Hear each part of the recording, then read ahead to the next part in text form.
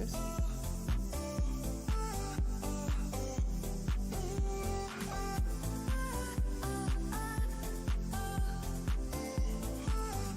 Hope I'm in focus.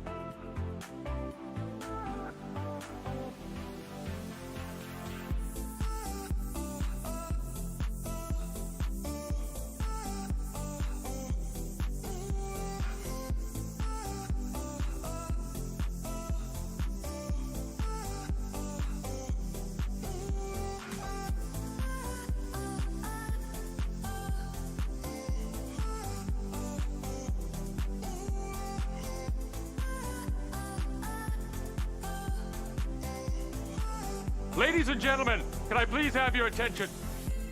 I've just been handed an urgent and horrifying news story. And I need all of you to stop what you're doing and listen. Cannonball!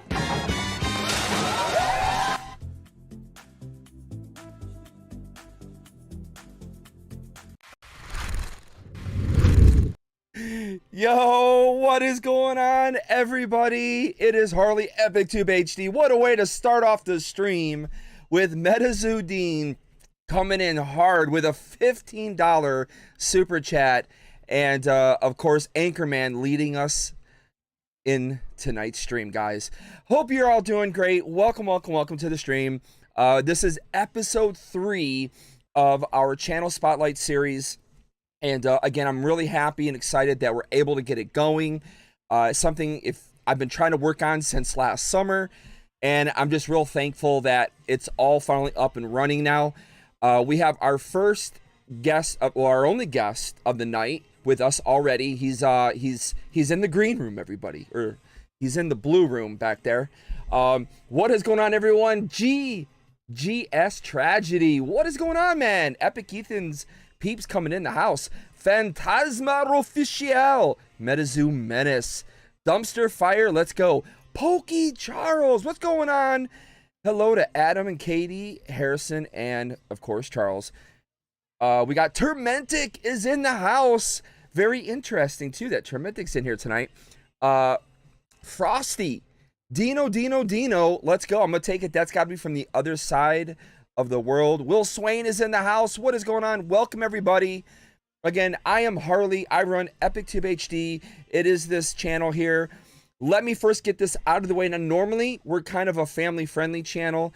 We do have a few young people that come in here and pop around, but tonight, it might get a little bit beyond PG, just FYI.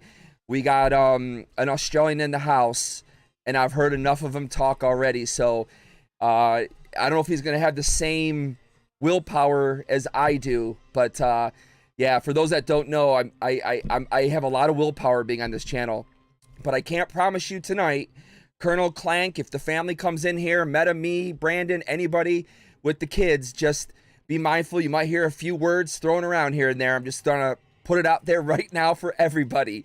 But that's enough, everyone. Let's go ahead and, oh, real quickly, for you guys that don't know, you're gonna find out in a few minutes here when we start talking with our guest. But to give you a little clue, if you haven't already seen the title, if you don't know what's going on, but here's a little clue. Australia in the house tonight, everyone. So let's go ahead and give a big warm welcome here. Let me make sure I have this up ready to go first, because what I do with it here, oh, there it is right there. I want to make sure I have it ready to go. All right, everybody, here we go. Let's give a big warm welcome to Transition this year. Hello. There it is. Let's give a big welcome to Metazoo Dean. What is going on, guy? That was I've already told myself I'll watch what I say and how I say it tonight anyway. So I appreciate the may not be PG intro, but I'll do my best to keep it PG. We just talk differently down here, you know what I mean? Yeah, I know. That's what I'm saying. Well, where I come from, we talk that way as well. I just do my best to keep it in here. But hey, let's give another big welcome to Dean. Oi, it's Metazoo Dean. I don't know what else to do. I was trying to figure out, like, what could I do? What could I do to make that something more special? And I was like, I'm not gonna do a kangaroo or a koala or something like that, because that's just so, But I did throw in the didgeridoo. I mean, you could do that. You can have a kangaroo hop across, and my little head can pop out the pouch. I actually made I made a few different ones because I know your favorite set. I know your favorite cryptid, and so I made a couple more based around those, but I didn't upload them tonight, just because I didn't want the system to crash on me. But yeah, I made a few different ones. I felt that was probably the best one to go with. So do you know who my favorite cryptid is though? Because I've kind of changed over the You're journey, like Mike Waddell. But Mike Waddell's favorite cryptid is whatever the next one is. Well, I kind of settled on Grim Reaper. Oh, so you are on the Grim now, huh? Yeah. Yeah, I know really before you were all about the Mothman and the frog. I was. The Loveland frog. Yeah. But hey, I mean, I still collect Mothman and frogs as well. Well, you have to. You got to collect them. I mean, they're from a collector's point of view and an investor's point of view, I mean, they're the number one and probably number two card pretty much in Metazoo to collect. So, I mean, you got to have those in the binder or in the acrylic case, maybe, depending how you want to do it, the slab. But go ahead and tell us a little bit about yourselves for the audience that may not know who Metazoo Dean is, or who even know who Metazoo Nation is, because if you guys, I'll say this real quick. Metazoo Nation is more than one person, everyone. Go ahead and take it away, Dean. It is, yeah. So it was about, I'd like to say probably a year. It was a year and a half ago. It was right at the end of 2020 when one of my mates, Danny, brought Metazoo to my attention. So we were obviously all Pokemon guys, me, Matt, and Danny in particular. We had like this little sort of Pokemon group, and then Danny came across Metazoo and slowly started introducing it into mine and Maddie's lives. And at first I was like, it looks kind of cool, but it's not really for me. And they forced me to open some packs. I ripped open an art set of first edition, and I've never looked back. There's something different about that feeling when I cracked it open. Just fell in love with Metazoo, especially for us in Australia. It's not as nostalgic instantly as it is for you guys in the US, because a lot of the cryptids and the folklore and all that is American. It's not Australian. We have similar folklore and stuff down here, but we didn't pick up on that nostalgia hit straight away. So it was a bit more of a slow burn, but yeah, we sort of fell in love with it, and then we started our own little Facebook group purely just for ourselves. So we had somewhere to sort of talk about it. That Facebook group is Metazoo Nation Australia. And I think within about 3 weeks, we had over 500 or 550 members. It sort of just like shot off, and we're like, oh shit. Oh wow. We've kind of accidentally created a community here, and now we've got to keep the ball rolling. So we've done that sort of over the journey. I think we're almost at 1,300 members, which is great considering, it's in Australia, it's still really small, but the team's grown. So it's now me, Danny, Matt, and Will, the 4 admins that run the page. We're the 4 that do the podcast as well, which if you haven't listened to is Metazoo Nation. It's on Spotify. We just did 12 episodes. Just did the 12th episode, which we had Tormentic on, which was brilliant. And then we've got a team of moderators as well that work on the page. So shout out to those boys as well. Yeah, I actually I've listened to, I think it was episode 10 was the last one I listened to. I missed 11 and I went back in and I saw, oh, you guys just uploaded one real recently and it's Tormentic on there. So I just listened to that one. Very, very cool. Again, you guys, if you don't know, on Spotify under Metazoo Nation Australia, which the link I believe is in the description of this video right now. You can listen to the Aussies down there talking about Metazoo. Are you that is rated E, by the way? Yeah, there you go, rated E. It is rated E. Yeah, definitely rated E. Also, I want to give a big shout out to Boopable Collectibles, who did an interview with you. I watched that whole interview that she did with you as well. I thought that was pretty cool and interesting. So big shout out to her. Yeah, big shout out to her and what she did, because she definitely did a lot, I think, for you getting your information out there and ask you some great questions, man. If anybody ever wants to check her out, they can do that as well. Yeah, that's right. So Zoe and Nikki are actually really good friends of mine. They just live around the corner. And yeah, there's been a couple of people, them included, that have helped sort of, spread the word of Metazoo. I mean, it's one of those things where we're not here to shove it down anybody's throat. It's just like, we're out here. This is what it is. We love it. This is why we love it.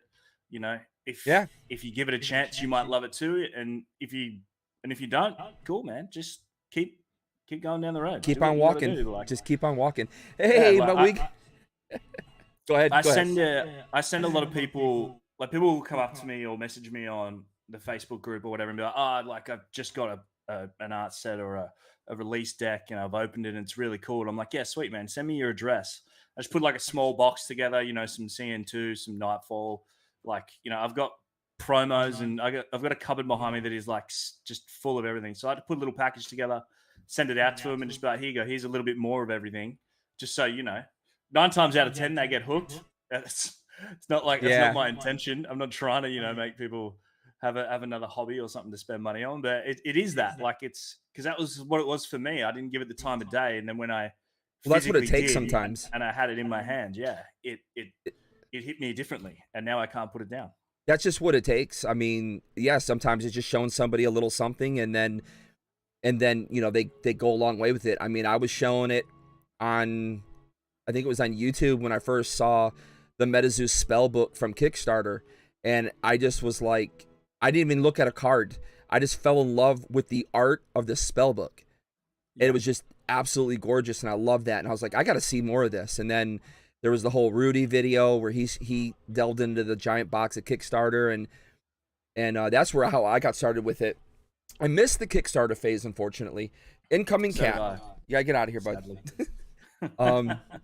But yeah. Hey, let's give a big welcome to Cardboard and Coffee. For those that don't know, my guy Ian, Cryptid Nation News, has officially rebranded the Cardboard and Coffee. So if you see that name around, everyone, it's still CNN. He's still gonna have CNN. It's just gonna be a segment of his new channel now. But yeah, like I said, I was really like listening to several things during the week, trying to get I've only known you from you coming into my lives and just dropping dimes on me, which is, hey, I gotta say, thank you beyond, like, the support is absolutely amazing that you've shown me. And I can't say thank you enough for that. That is so unbelievable that you've shown me so much support. And just like you, it's really helped where, we can, the stuff, because a lot of stuff I get, I haven't necessarily paid for in my own pocket. A lot of it was through sponsorships that I've gotten. A couple people sent me some things. And so it's like, well, I've got more than I need. I don't play the game. I just collect cards. And, I'm not a hoarder. I am a hoarder. I'm very much so a hoarder. But I don't collect like giant pages, except for squonks, of cards. So it's like, I just want to share with everybody and see Metazoo grow and get bigger. And so, yeah, I try to do the same thing like you. And that's like, if I see someone who needs, like, hey, I'm just new to the game. Okay, great, man. Do you need anything? I got tons of stuff. I got these boxes sitting here with cards in. I'll put a little thing for you together. You can either try to collect it, play the game, or do whatever you want to do with it. That's right. And then I did the same thing at Collecticons. When I went to Collecticons, I made these bricks around 50 to 100 cards in them. You know, I put hollows and reverse hollows in them. I didn't just make them all common uncommons. And I would just walk around and say, hey, do you want Pokemon or do you want Metazoo? I would do both. And, you know, sometimes I would force the Metazoo just kind of like, I don't have any Pokemon left. But it was really cool just to be able to do that and help people out. Yeah, it's good fun doing that. I do that as something similar at smaller card shows here. You know, we don't have anything as big as Collecticon in Australia. Well, we've got there's a Comic-Con once a year and PAX is once a year. But they're not really, you know, focused on just collectibles. It's sort of like a bit of everything. But the smaller card shows, I always rock up with 3 or 4 boxes of CN2 packs. And any kids that sort of walk past or come near like the table, I'm just like, here you go, take this, take this, take this, take this. You know, sometimes they're like, what is this? Or they're just like, whatever. Other times they rip it open. They're like, this is awesome. This is great. Like, it's just one of those things. It just needs to be in people's hands. Well, I did notice that you did say you came to Dallas Collecticon for Casters Cup. I had no idea you were there. Yeah. How Well, was that's that why experience? I was wearing this black T-shirt and I was wearing this exact hat. So I was like, I'll wear it tonight so that if anybody that was at Dallas that might have saw me, because I think me and Danny were the only two. Oh, there was a couple of other Aussies. There was only like 4 or 5 of us, but Danny and I spoke to a lot of people because even when we were in the line to get signatures on the second day, we were in line all day. So we were basically, Danny and I were just taking turns of somebody standing in the line for the hour and the other one would go around and do whatever. But we met so many people in that line. Like I'd met Moldy Potions, like Johnny Dunn. I'd watched He stands out. all his videos. Yeah, well, I didn't realize he was a giant. And then I met him. I'm like, oh my God, mate, you're like 8 foot tall. Yeah. There was Moldy's some other pretty tall. guys. Yeah, he is. There were some other guys though that I've met in that line, but I don't know who they are, but I've seen them like on YouTube or in the Facebook groups and things like that. Man, you're gonna make me want to go through all my footage now and start looking to see if I see you. I have Like so I much said, footage. Both days I was wearing a black shirt or a white shirt and this exact same hat. After today, this hat's getting retired. I saw Frosty giving me shit before about it. Yeah, I saw that too. I was like, he's talking about your hat. Wearing a Lakers hat. Yeah, it's time for the hat to go. Yeah, it's you know, Collecticon has been, I think, such a huge step for Metazoo to be involved in. I know Mike was involved with them from the very beginning of 2021, when I think they did their first one in Houston, I think it was, which is where a lot of people got some of their most rare and valuable cards at, was from Houston. But yeah, I don't know. Were you able to go to any other Collecticons besides the Dallas one, or did you just only do the Dallas one? Look, I'm at a point in my life where I've got a few businesses on the go, so I can't just take that much time off. I wish I could. I wish if everything was closer together, then yes. Like I really want to go to the gala this year, but I'm not going to be able to because I want to go to Casters Cup. I've said after last year when I went to the first one and played in the first one, I was like, as long as I, you know, live and then I'm still doing what I'm doing, I will be at every Casters Cup, you know, till I kick the bucket. So that's all. That's going to take priority. That's going to take priority every year. So when I come over in October for that, I'm going to do a week in New York. I'm going to go down to Florida for about 3 days. I want to jump into Vegas for 3 days and then go to Texas for a week and catch up with those guys. But then Rob's told me I've got to stop in Outer Banks, North Carolina or something in between New York. It's a little bit of a Florida, trip, so but yeah. it just keeps getting bigger and bigger. So I'll probably be over there for 3 or 4 weeks in one go is so much easier than, you know, going backwards and forwards 3 or 4 times a year. Because the flights, very typical. Yeah. well, an economy flight is about $2.5 grand return, and that's just from one destination. A business class flight is like $8,500 each way. So you know it's better off to just go once, fly into one coast, sort of bounce around, get across, and then finish up sort of in Texas and fly back. Yeah, I think a lot of people that come over from other countries usually spend a long time. You know, they just don't come over for a couple days and then leave, and they come over for a while. So, yeah, you're gonna have your hands full, definitely. you know, depending on how they do or how they handle Casters Cup in New York, it's gonna be really interesting. The con itself was unbelievable. Best time of my life in the past, you know, I don't know how many years, man. My son and I absolutely loved it. You know, I mean, we worked almost the entire time we were there, but you know, it still was just to be there, film and do the things with Metazoo and stuff was pretty cool. But best time of my life, for sure. Big want to say big welcome to Big Al Bohr is in the house. Metazoo is here as well. Missed all that was said in the last 10 minutes. Yeah, all the regulars are in here right now. Yes, you have to come see me. It's on the way near I-95.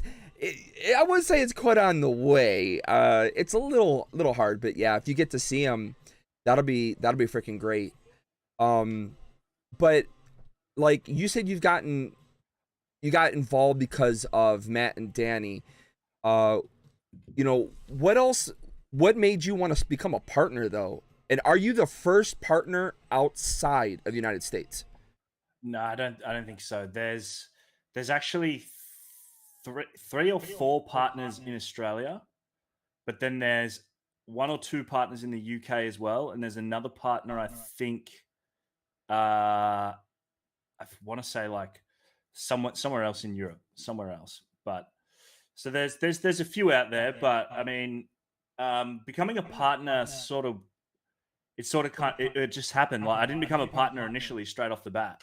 So I went over to Casters Cup. I met Mike and Andy, had a really good conversation with them. Had spent some time with Andy, you know, outside the con as well, and built a really good friendship there and things like that. And it was at that point in time, it was really hard to get Metazoo product in Australia.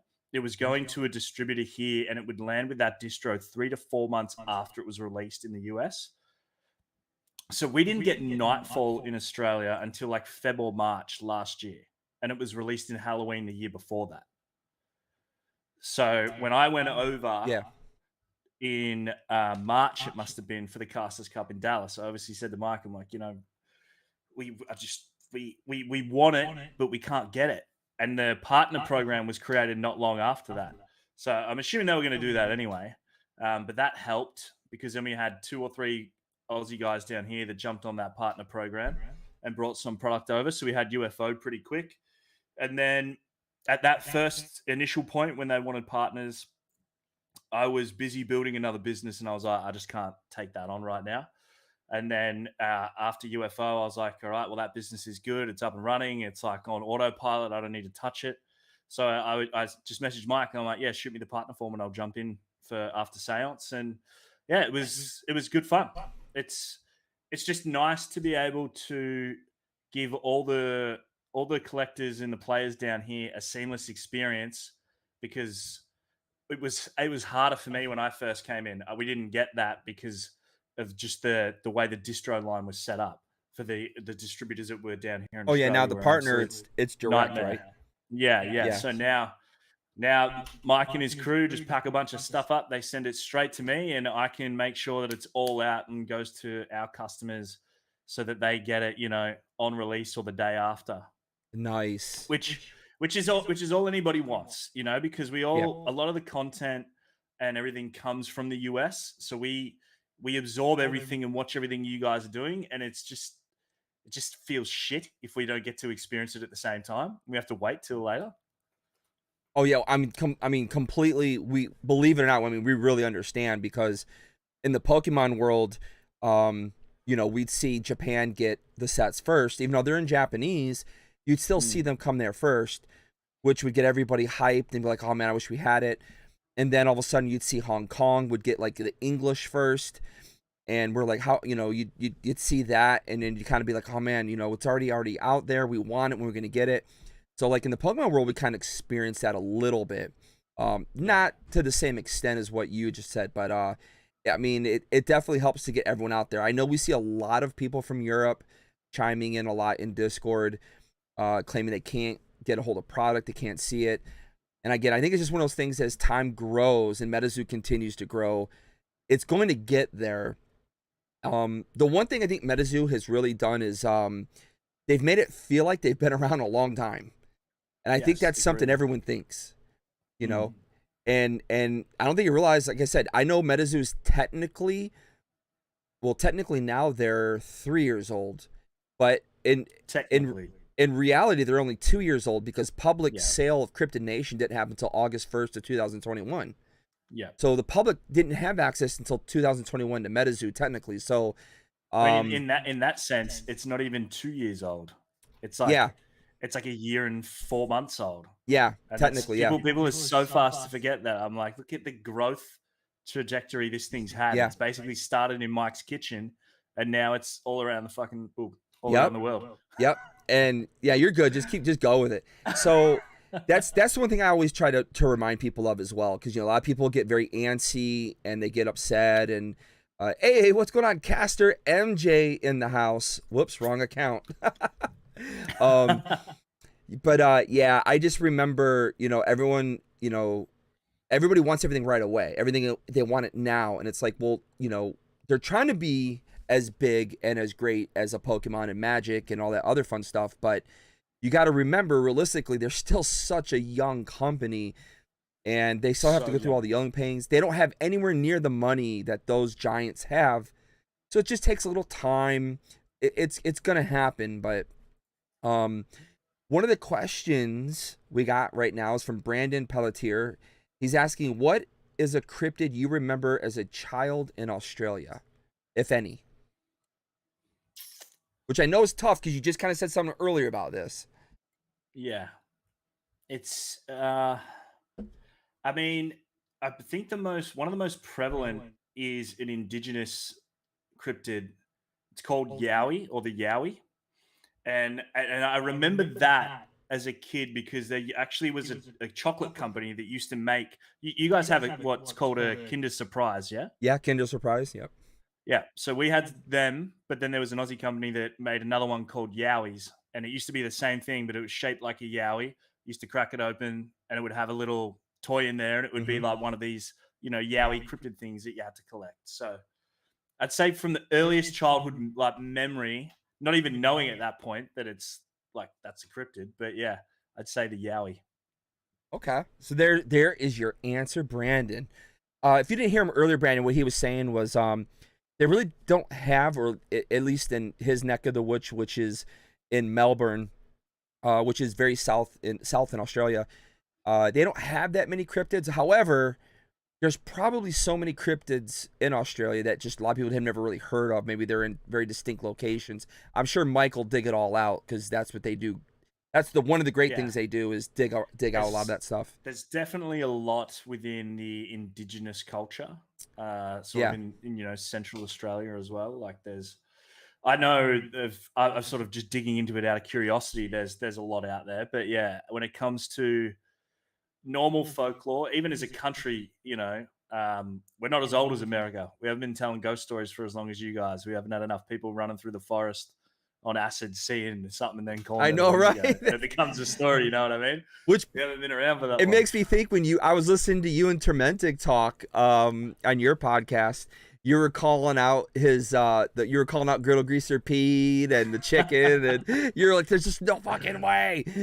And your own guy Googled it up and was like, yeah, it's for real. It's like I just thought surely if one of them wasn't, real, it'd be a pig on bacon shoes. I was like, there's no way that's skating bacon. Skating bacon. It is. Apparently it is. There's some crazy. Hey, you see, as much as you probably travel, and I've traveled. We've seen. I don't know if you have, but we have pigs on planes now. So I completely believe skating and bacon is definitely happening. Yeah. Hey, big welcome to Pee Wee's from Canada, and Big C is in the house. What's going on, guys?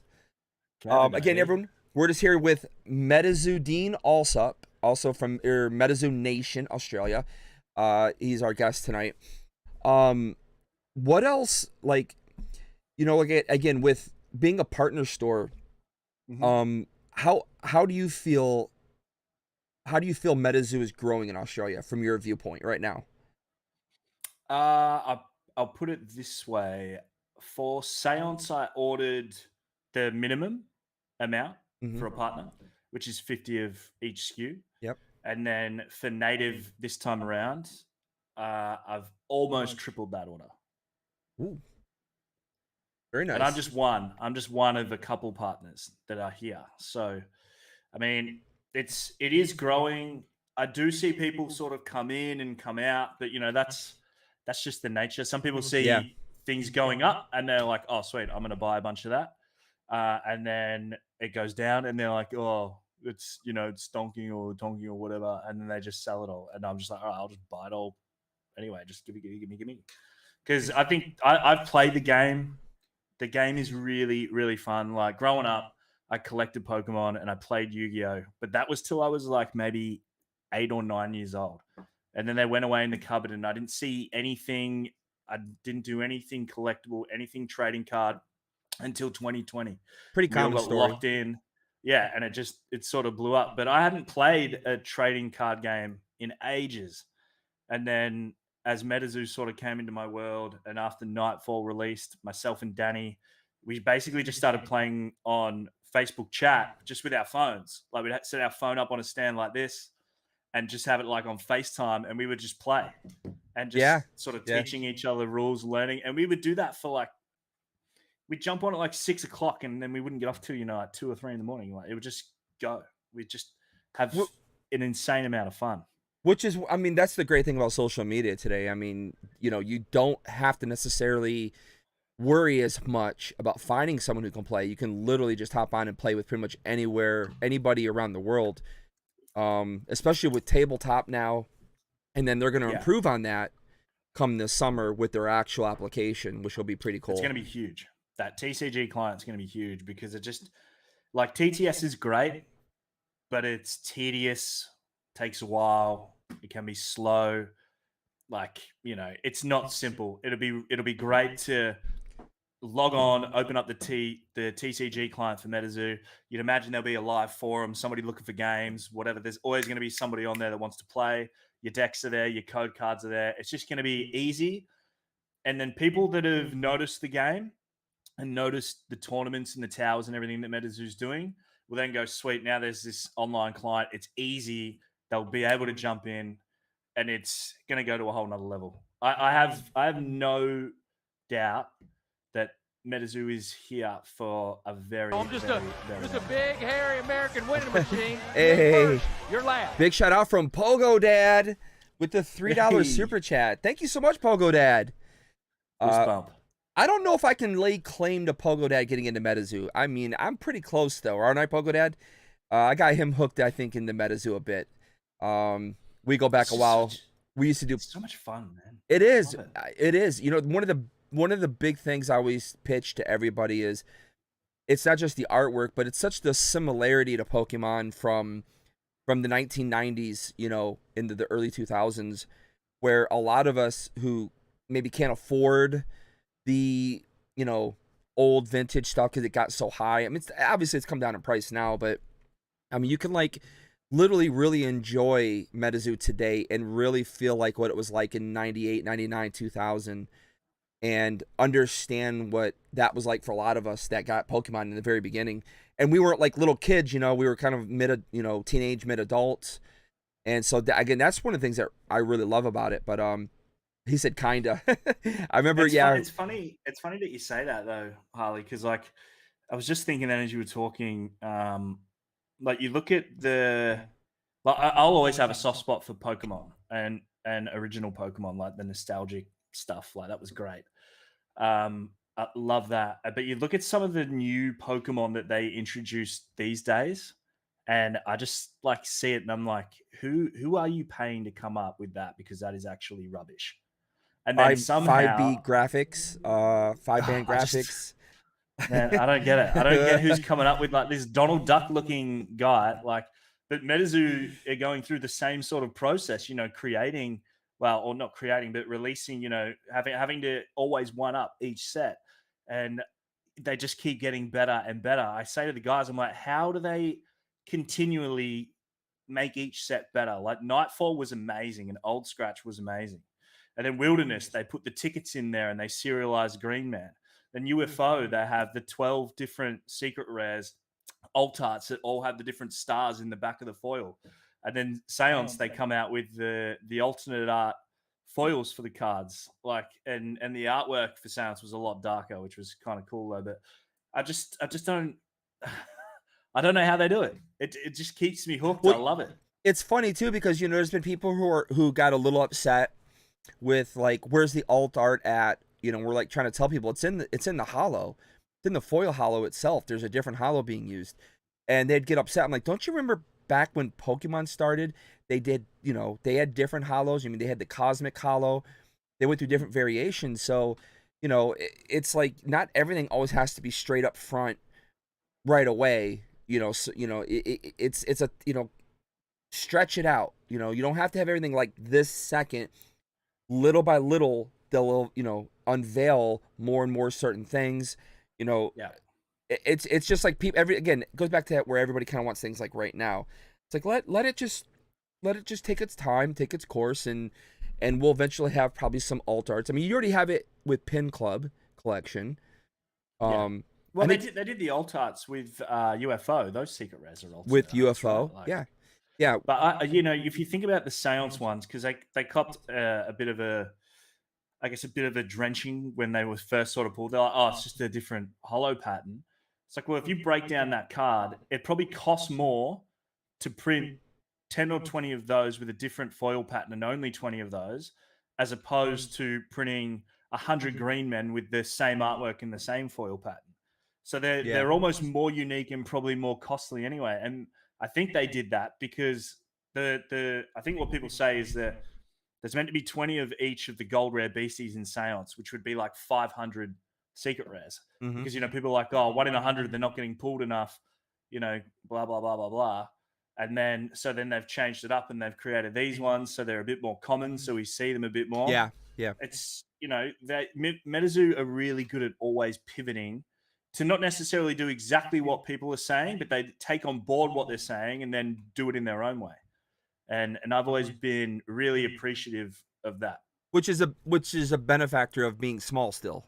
And still being hands-on with the community. Yeah. Because like I tell everybody, don't take for granted what we have now with Metazoo. With any TCG, really, that's kind of starting up and where the people and the personnel are still very close. You can't take for granted that because everyone's goal is to ultimately be sustainable over a long period of time.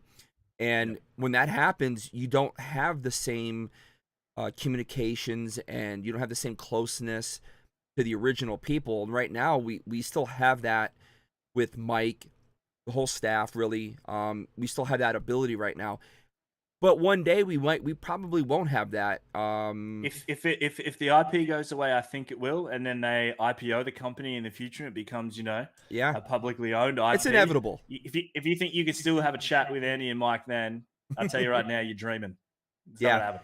I mean, right now we're all kind of waiting on a lot of us. I know myself and Tormentic, because of our backgrounds, we're definitely waiting on the anime shorts. Which get in there, Harley. You and Rob have to be involved. I'm really hoping that we get at least. I just want an opportunity at the least. I mean, that's all I'm asking for. I'm not gonna sit here and say I want the job, but I would definitely love to have an opportunity. But I think a lot of us are waiting for that. That's gonna really, I think, push Metazoo over a huge hill, huge giant hill that people don't realize. Once that does get kicked off and going, because there's just, again, Rob does a great job of hey, you can't. My Rob cat does wants an amazing job. My cat wants to play fetch, and it's not the time to play fetch right now. Cats don't play fetch. Mine That's do. A dog thing, right? Mine does. My cat plays fetch. How many cats have you got? My mum's got 5 cats. We have 6. Oh shit! All right. Well, you got more than her. I thought she was the look crazy at my cat lady. Look at my hands. How the baby rips me. Oh my gosh. Hey, Sedicate 76 is in the house. What's going on, Chris? Chris is one of my close friends. He's actually a working actor. He's works more than I do. He just worked with Snoop Dogg, actually. Yeah, nice. But yeah, it's one of those things where, like, I really think it's gonna push it over the hump, and more people can get it. And like I said, with Tormentic covering the lore, I'll tell you guys this, and Termetic knows this. You know, he would message me and we would talk about, you know, our channels and stuff, because we do get sometimes frustrated that our channels aren't maybe moving like the way we want them to. You know, like anything, you could put as much work into something. If it doesn't move, doesn't matter how positive mentally you can be, it still hits you hard a little bit. And I remember him saying, like, you know, the videos don't do very well, the lore videos. I'm like, should I switch it up? And I told him, no, dude, you're really the only one doing it. Stick with it, keep doing it. And look, today, I mean, he's seen a huge growth. He's doing really well with it. But one of the things he pinpoints is, this is something we've kind of talked about a little bit as well with the cards.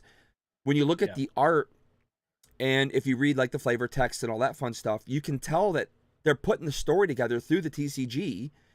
So it's not just a TCG. It's just not a game. Yeah. It's double that. That's like something that, you know, a lot of people don't even realize. And we discussed that with Rob on the podcast. We're like, if Rob wasn't pointing out those sorts of things and how the story's actually playing out through the cards and the flavor text, I was like, I would have had no idea, like absolutely no idea. So it's great what Rob's doing, and you're right. You've just got to stick at it. Like, it's like our podcast. I think I said this to Rob the other night. I was like, when we recorded one, Matt, Danny, and I were just like, oh, do you want to jump on like a Zoom meeting and we'll record it and we'll just chuck it up on Spotify and see what happens. And we were just like taking the piss, literally. We were just like, I should jump on there and just take the piss out of each other and talk about Metazoo. And we just had that much fun. We put it up. A couple of people listened to it, like, oh, let's do another one. And then as we started to do more and more, you know, more and more people started listening to it. We're like, oh, this is kind of cool. But we still literally just do it, you know, for fun. Like, we enjoy it. We don't look at it like it's, you know, any form of work. We're super excited. We wish we could do it more often, but we can't do short episodes because we always just keep talking. We just keep talking. We can't stop. It happens. Hey, welcome Grendel's Gallery. He says finally made it. That's Damo. He's from Australia. He's got a YouTube channel as well down here in Australia. Oh, nice. Get off the ground. Grendel, so I've actually give him a follow. I've actually seen quite a few of his videos. Grendel. Yeah, he's a Pommy, but he is from Australia. He lives not too far from me. I've tuned into several of his videos, man. I know. Yeah, I was like, the name looks really familiar, and I was just trying to think like, where do I remember it from? But yeah, I've watched several of his videos for sure. Let's see. A ton of people have no idea there is a full storyline to this amazing franchise. Yes. I know. Can't wait for that book. Yeah, it's you know, there's going to be people who aren't going to be for it. There's going to be people who are going to be for it. There's people who are just for the game. I mean, like, you know, right now in here we have someone named MJ from Caster's Corner. He's not that hyped about that type of stuff. He just wants to play the game. He loves the game. And that's all he really cares about. He wants to see things, you know. There's people who like certain things, and, you know, you try to get a little bit of everything. But I really do think the anime is just going to blow it all up. For sure. It's one of those things, like, people still go, you know, balls deep in Pokemon these days. But I'm telling you, those adults don't sit there and watch the TV show, you know, like, so not everybody's going to read the book. Not everybody's going to watch the show. I think I'm hoping that the show is more directed at younger people, because, you know, that's half the reason why Pokemon blew up, because we used to watch the cartoon every day before we went to school. It was directed straight at kids. And then you go to school all day and you talk about it, and then the cards came out, and then that's why it boomed again in 2020, because all us adults were at home with adult money and remembered that time in our childhood. Oh yeah. So that's sort of what they need to do with the IP, is not look at appeasing me as an adult. Like, I already love it and understand it. We've got to get the young generation into it, so that they want more to do with it than just cards. They really love the. It'll be really tough, I think, and here's the reason why, is because, I mean, the opening of chapter 1, the very opening of chapter 1 is already, maybe, you know, it depends, I guess, on the parenting, you know, how people choose to parent their kids. We just become best friends. Yup. Hey, thanks for subbing, Will Swine. Good job, mate. The opening of chapter 1 is pretty tough, can be pretty tough for some kids, right? Can you just imagine the anime starts off, and these kids are watching it, and here comes the protagonist, Indrid Cole, and here comes Mothman, the Beasties. It's all dark and gloomy, and then all of a sudden, the scene switches to the baseball field, and you just see a whole bunch of people screaming, one burning alive and one fire coming out. Yeah, but I mean, Harley, it's just doesn't need one to of be those like things. that, bro. like so straight away you can just make comparisons like Indrid Cold no different to Jesse and James from Team Rocket. They were always up to mischief, but you can For sure. you can cartoonize that and bring it down a level where it's acceptable for kids. Same with people screaming in the baseball thing. It doesn't need to be so severe, like it doesn't. And that's the thing. I picture it that way, though. How many times have you? I know. I feel you. How many times have you read a book and then watched the movie, and they're basically two different depictions? Like the book is far more detailed, really tells you what's going on, and then the movie's there for an entertainment value factor to grab that sort of emotion. That's probably what they need to do, in my opinion. I think they will. But that's that's Hollywood's how it's involved. Keep going. Hollywood's involved, so they're going to, again, I'm in the industry, so to get ratings, it's a lot of people getting a low rating is not easy. So like a G rating, a PG rating, a 13, it's pretty hard to get rated low. It's super easy to get rated an R, and so they're gonna have to work hard to get it, make sure it is rated low as an anime.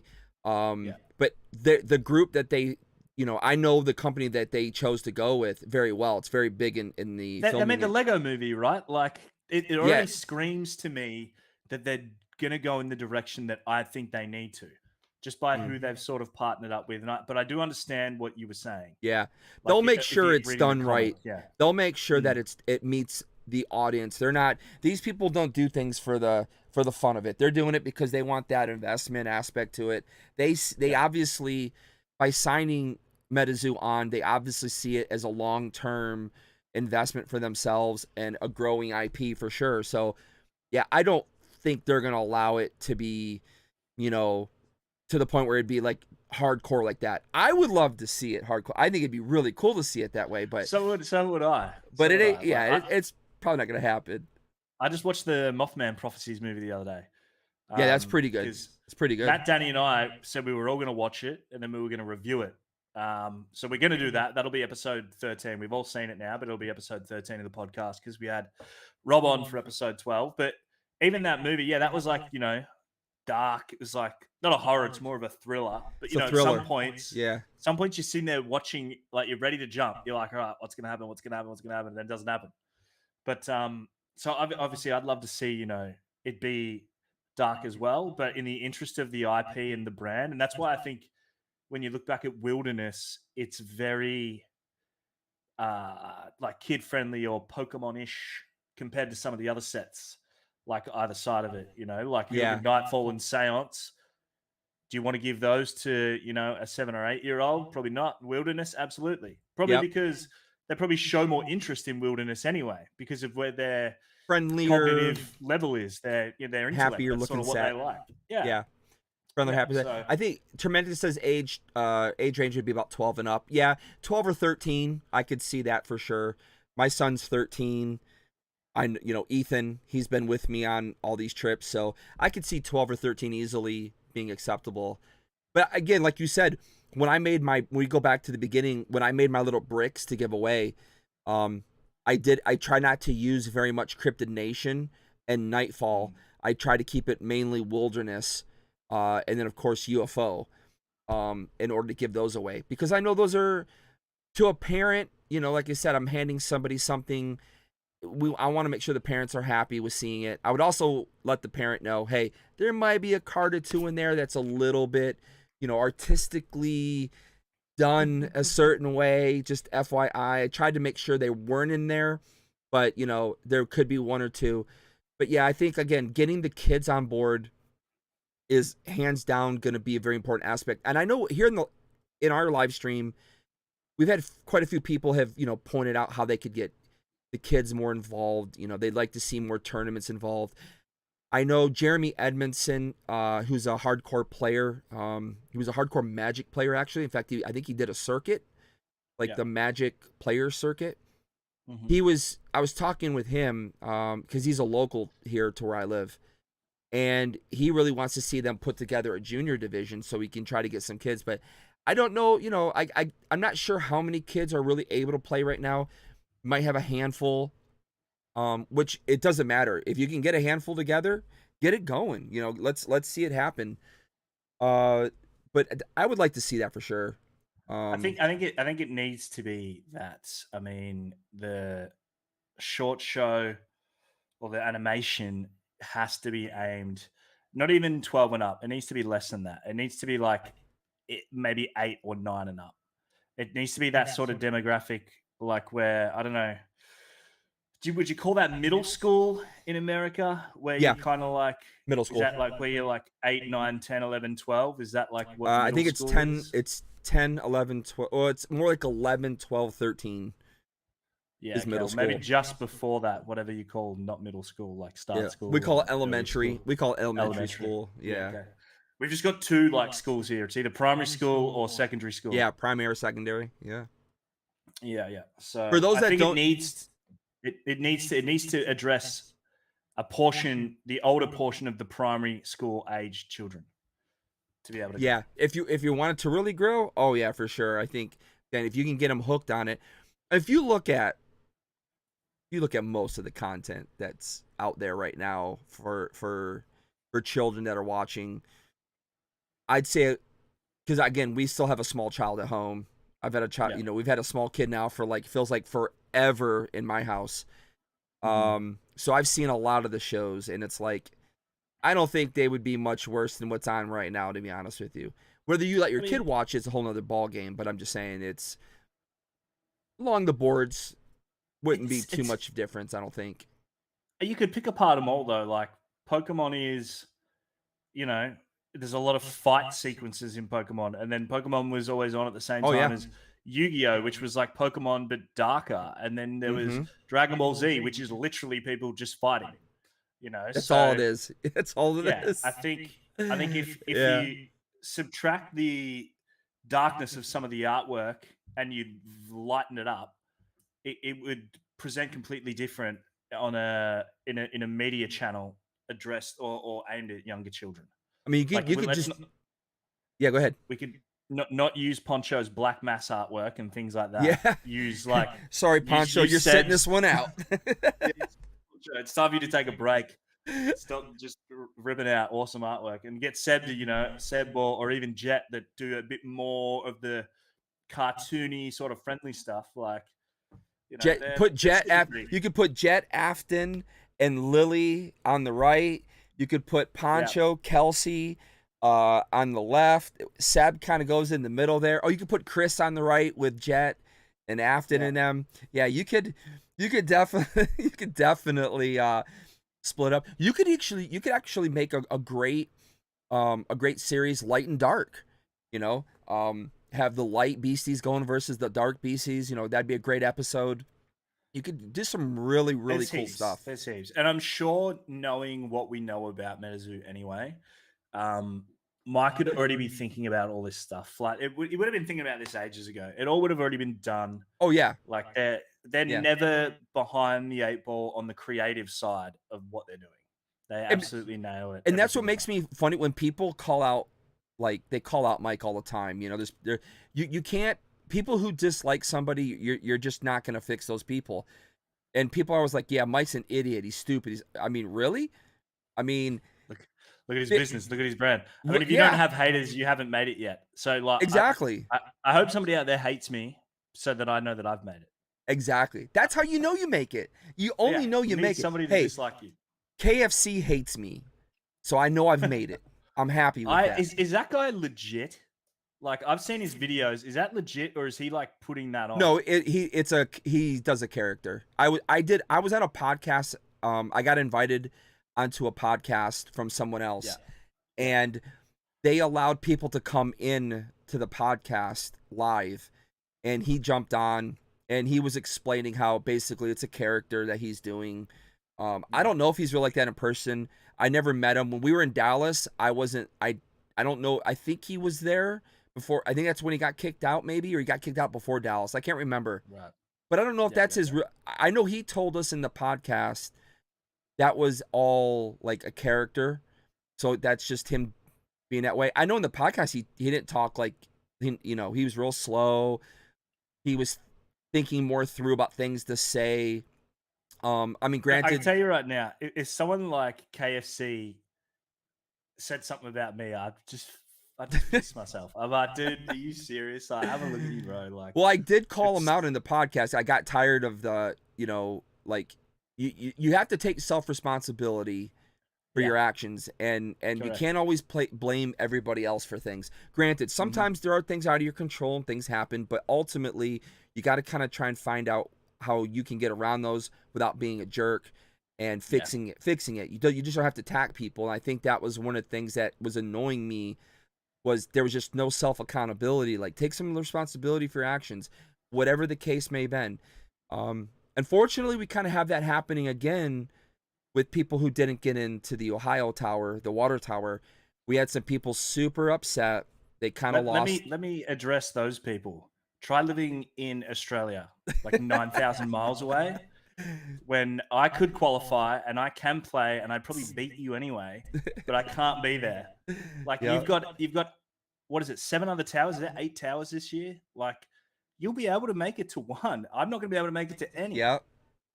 7 plus the roaming. Yeah, the 8. Like, yeah. And it's the first year of towers, right? So you'd assume as they grow and get bigger, What? Did we just become best it'll friends? all Yep. change and expand and expand and expand. Like, it's just the world we live in these days, man. I feel like there's a lot of people out there, if they don't get what they want, or they don't get what they want now, they'll just go to a public forum and just throw the toys out the pram. Like, come on, guys. Hey, I appreciate that, Ben, for subscribing, man. Appreciate it. Benny T, that's one of my boys. He's one of our moderators. You got all those Facebook. I gave up Facebook. I want to say it was around 2018, 2017. I gave up Facebook. I just couldn't take the toxicity of Facebook. I didn't belong to any groups. I was only in acting groups. And then my personal life, like my personal people I grew up with groups.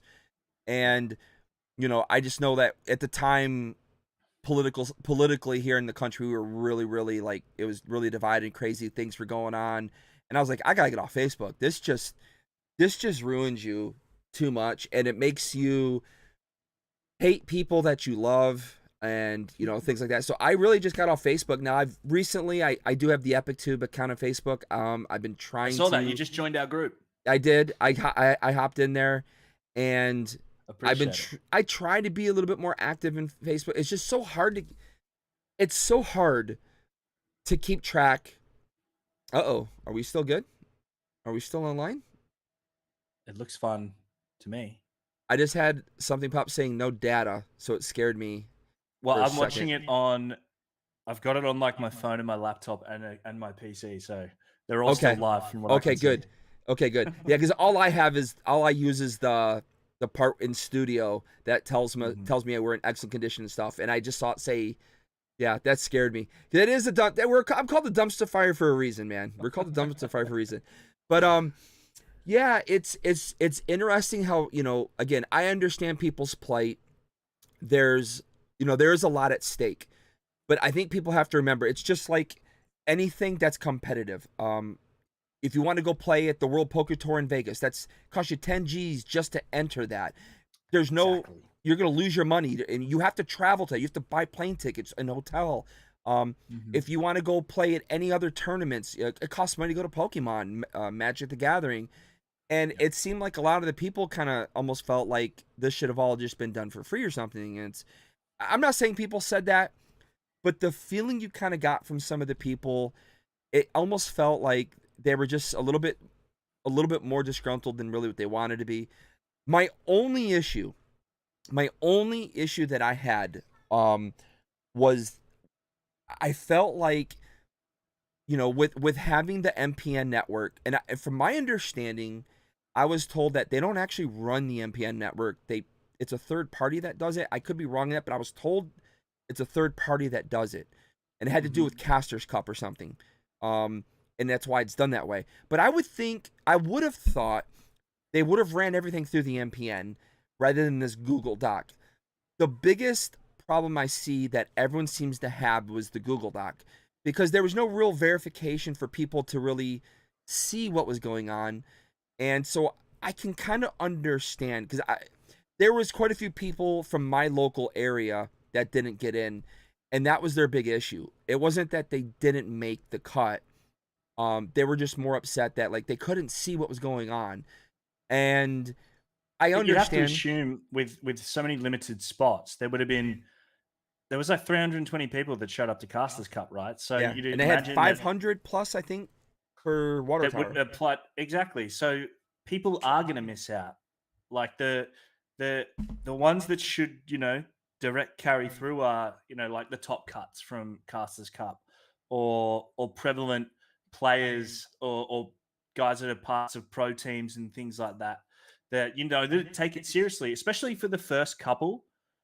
As it grows, because you're going to get all these people that come from other games and are just there because they're like, oh, this is free, and I want a chance to make all this money, which is fine when it's down the road and it's big enough. But you should be rewarding the people that have been there from the start, or put in the effort, or create the content, or play games. And I'm not saying that everybody that missed out aren't those people, because there's obviously more than 128 of those people in the community. I would know more. Oh yeah, 128 of those people. But it's going to be that way. So, if you missed out in this water tower, Metazoo will know that.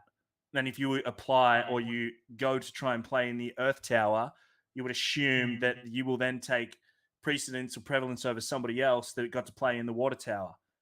Like that's, it's still too soon. It's too soon to make a call, because it's the first one and it hasn't even happened yet. Well, again, it comes down to, I know Mike had come out and said they want the company to be more transparent. That's why he opened up his social media. They want things to be more open.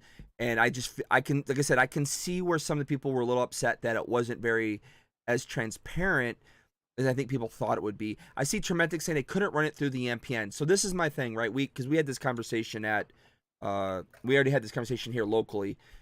They had they knew it was coming for months. They had plenty of time to probably fix that, or make sure it could run through there. Again, I'm not going to second guess anything they do, because I don't run the company. I don't, I'm not in that position. But again, no matter what, you're going to have 300 plus people that were not going to be happy, because they all believed they were going to get in. 100%. It was inevitable. It was inevitable. It's basically it's a pro tour now, right? Like there's people that don't make the cut in tennis tournaments, golf tournaments, all that shit. It happens. Exactly. If the PGA had a Discord channel, and they could talk straight to the director of the PGA, I'm sure all these golfers that didn't make the cut to jump in there and be like, "Oh, this is awesome." Oh yeah. No, 100%. 100%. It'll be interesting. It's going to be a good year to sort of. I'm just going to get to sit back and watch and see what happens with the towers. Watch the live stream, sort of, participate from afar, and then be there for the culmination of it all at the Casters Cup, which I don't think I can play in, because obviously I'm assuming you qualify for that via playing in a tower. Well, they haven't said anything yet, but they haven't. But I don't know. You just sort of make that. It sounds. I mean, I think a lot of us are assuming. It doesn't seem like they're quite going the Pokemon path in that regards. They probably will, once they can record the points more accurately. I know one of the big issues too with the MPN was points weren't being recorded properly. There were people getting assigned like a lot of points who didn't really finish that high. I saw there was some various issues along those lines. But again, I don't think Metazoo controls the MPN. That might be the reason why. But eventually I can see them coming down to the point where everything will go through the MPN. Anybody who plays in a tournament is supposed to be recorded in the MPN anyways, and it can all be done from there at some point. I imagine that would be the ultimate hub. But again, you're not going to make everybody happy. That's the unfortunate part of these type of things. I know I saw people saying, well, why don't they just get a bigger center? It's like, well, do you have any idea how big, some of these towns are? Rhinelander, Wisconsin. I know somebody who literally lives there, which is crazy because it's in the middle of nowhere in northern Wisconsin. And they're like, we don't even have a building that could hold probably 100 people, and you want like 300-400 people, so there's a lot of logistics issues that come to things. Casters Cups can be interesting because Comic-Con's already taking up every bit of space. Again, I was there this year. Where do you think they're going to do it? They're going to have to do it in a separate building, right? They're not going to be able to do it like they did in Dallas at CollectorCon, where they had it under the same roof. So. Unless there's some space in the basement of the Javits Center, which there very may well be. They might be able to hold it somewhere like in a corner spot. Of the Javits Center is huge. This place is ginormous. It's multi-storied. There's the main floor where the majority of the stuff is. All the artists and stuff, Artist Row was downstairs, like the basement area. The lines where they kept the people was downstairs. So what? Yeah. Oh yeah. This place is big. It's really, really big. So okay. They probably have a spot there. Again, I think the big question is going to be it's getting the amount of people in there from Metazoo, because it's very tight security. They were very specific on where you could go, you could enter. From that angle, it'll be pretty tough. But there's tons of places in New York City they could hold it at. I mean, there's tons of ballrooms. All the hotels have giant rooms for conferences. So, and there's places. Times Square is literally just like 5 minutes from there. Penn Station is 10 minutes from there. So there's tons of places they definitely could hold it off. But I know everybody really wants to be in the Javits Center because they're, again, nothing like Comic-Con. It was absolutely amazing. And I can't wait. If you get kicked out early, not kicked out, if you lose and you finish the tournament and there's no reason for you to be there anymore, you definitely want to be able to walk around and get to experience it. That's one of the great things about Comic-Con. That's kind of what happened to Danny and I in Dallas. So like obviously, we got to enjoy the morning, and then the Casters Cup started at about, I don't know, what was it, like 12 o'clock or 1 o'clock or something? And then we ended up just getting like, we were playing decks that we probably shouldn't have. Like we knew it was going to be frogs and quets, but I was playing like a light deck with the Ghost Marshal and Silver Bullets because I just love it. It's fun as.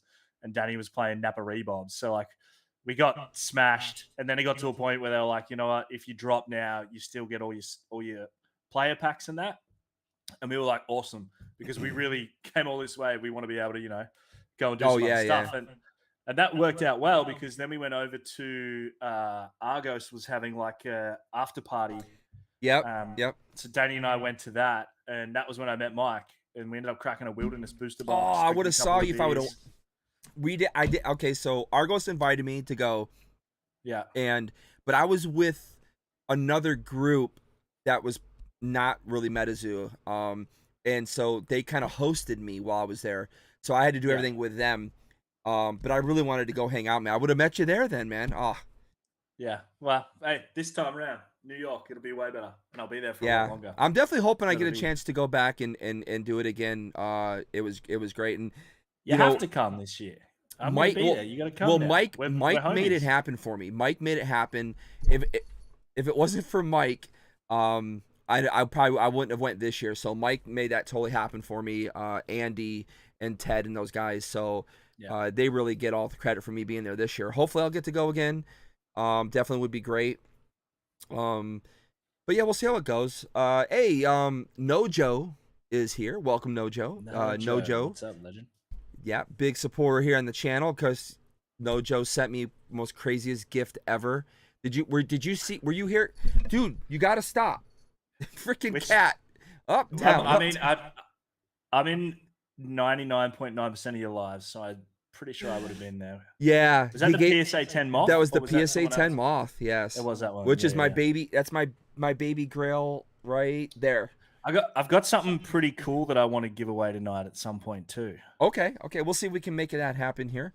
I don't know how easy I've yet to see. I should be able to pull up another window or something. Yeah, I should be able to pull up a window here to do something. We can do that later. Keep people on the ice. It's something that's signed by Victor Larson. That's pretty crazy. Pete Dorr says, you want people passing by in the con to see the huge group of Metazoo fans and make them look into the game and what it's about. Can't do that outside of the con. Yeah, I completely agree with that. Yeah. I know Yu-Gi-Oh had basically the way Yu-Gi-Oh set up their booth, which by the way, Yu-Gi-Oh, I'm a huge Yu-Gi-Oh guy. Their booth was absolute fire. Beautiful. I love their setup they did, but it was very small for as big a company as they are. But they did have a spot. Did they play? Were they playing a game or they something? did have a small section, but it was more like just for people, I guess, to test out or just kind of like mess around. But they did have some tables, very small though, wasn't big, and it was on the main floor. But that would be really cool if Metazoo could do something like that. Like I said, more in the open. On the one end of the Jobbits, they had all these computers for people to play a game, I guess, to play games. They were almost never used. Every time I walked by there, they were never being used. And that was on the main floor as well. That would be pretty cool if they could get a section like that or something. But I agree with Pete that the more visual, the absolute better it would be for Metazoo overall.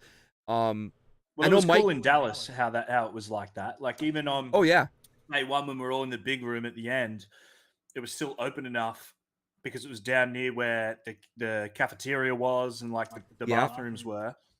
So everybody would have seen it at some point in the day. I mean, like, holy shit, look how many people are in there playing that game. That's crazy. I went in there. I was walking around filming all you guys. So I was, like I said, I guarantee you I got you on tape playing because I filmed it and I walked in there several times to film and, catch the action and anything that was going on there. So I'll be on there somewhere for sure. Yeah, definitely. But it'll be interesting again. Metazoo, the way Metazoo did New York City Comic Con, they scheduled it like by hour. So every hour we were doing something. At 10 o'clock we were handing out seance packs. At 11 o'clock we handed out the spoiler packs. At 12 o'clock I can't remember what we did, but we just kept doing stuff throughout the day until later on. And then, like I said, at 4 o'clock they did the Invasion Toys sale.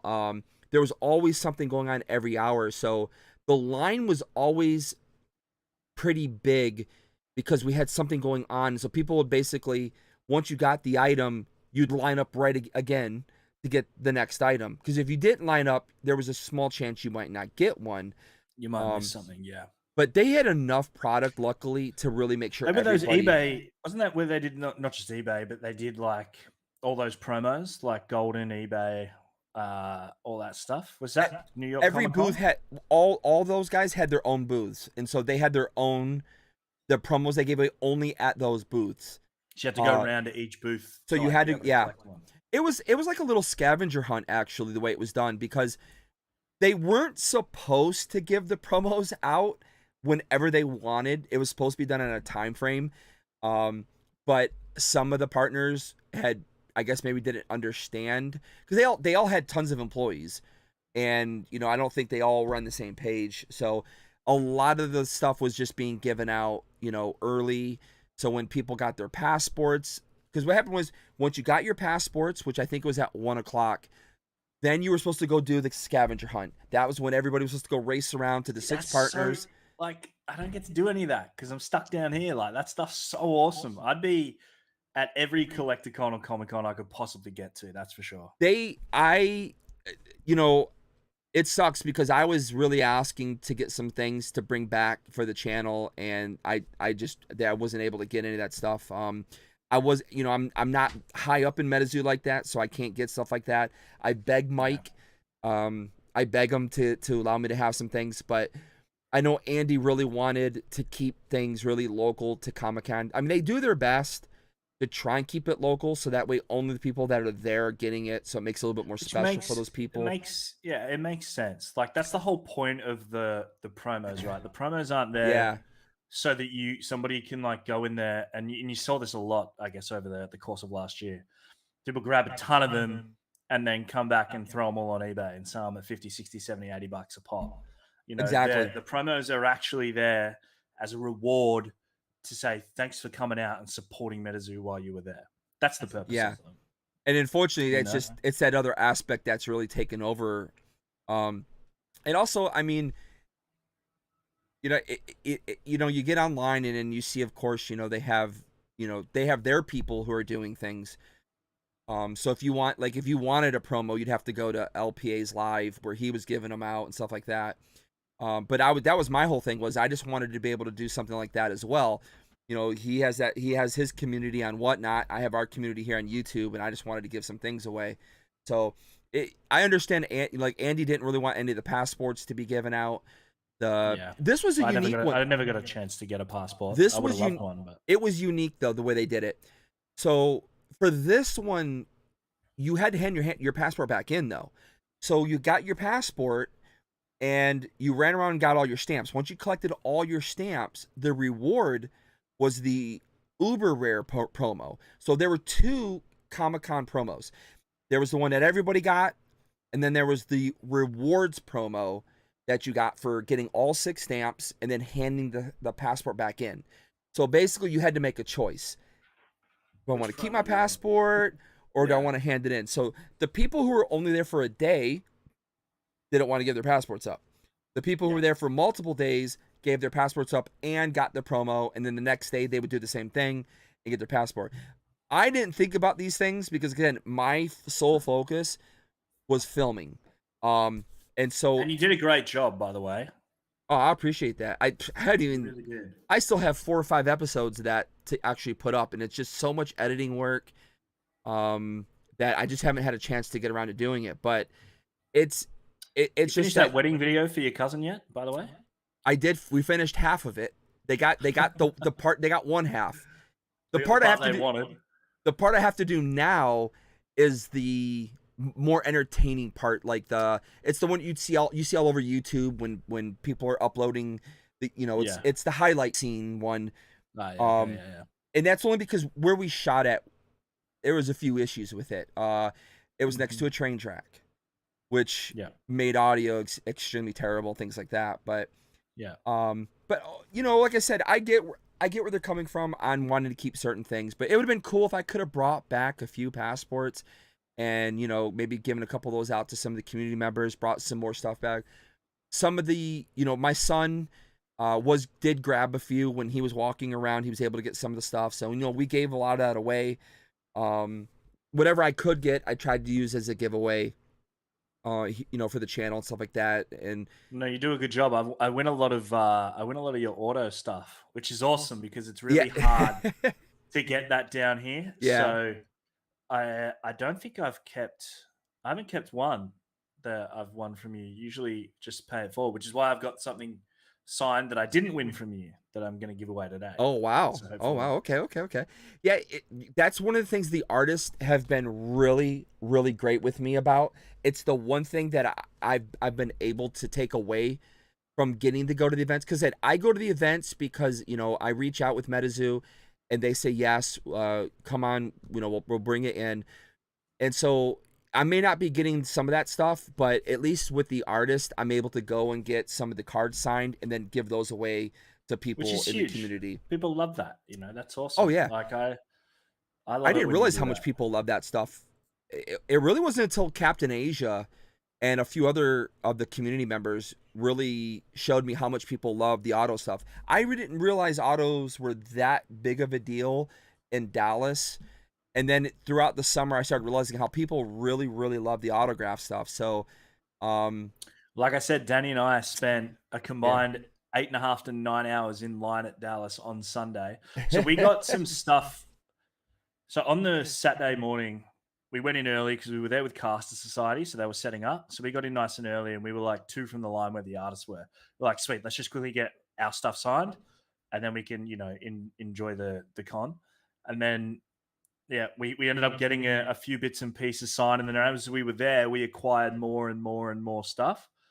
Like, and I didn't realize that Kelsey hadn't really been to any cons. That was like the first one she was at. So a couple of the guys that I met there, one of these awesome legends from Texas, Anthony, he's like, dude, you need to get a first edition Full Hollow Mothman and go get Kelsey to sign it because she's never at these things to be able to sign them. So, that was like the main reason why I'd lined up for 9 hours the next day, because I had its full first edition full hollow moth, and I was like, all right, Kelsey, I need you to sketch on it and sign it, because I'll probably never see you again. So, it was, yeah. That's just like Siobhan Daly too. Like nobody ever really sees Siobhan because she's from Ireland. Yeah, she was there too, right? They were all there. I think they were all there. Casters Cup was the first time I think they were all there, including Victor Larson, I believe. Yeah, Victor was there as well. But he wasn't there with Metazoo, because I gave him some cards to sign, and he's like, I'm not allowed to sign them. He's like, I'll take them away. And he's like, I'm doing one last Instagram stream, and I'll sign them, and I'll send them back to you in Australia. And then he never ended up signing them, which is why he then sent me what I'm giving away tonight as like to make up for not signing those cards. Oh, I see. Will Swain says he knows what it is. It's juicy. It is. It's pretty good. Should we show people now? I don't want to give it away yet. I want to give it away like right at the end, so we can hang around. But no, yeah, we can wait a little bit. We can wait. Hey, TCG Island is in the house. What's going on, Mike? What it is though, it's a sealed first edition Hopkinsville Goblin theme deck. Ooh, that Victor's signed and then sketched on the back. Oh, very, very nice. That is absolutely epic. So all crispy, still sealed, beautiful. But hold on now. Is that first edition? It is first ed, yeah. Oh. Yeah.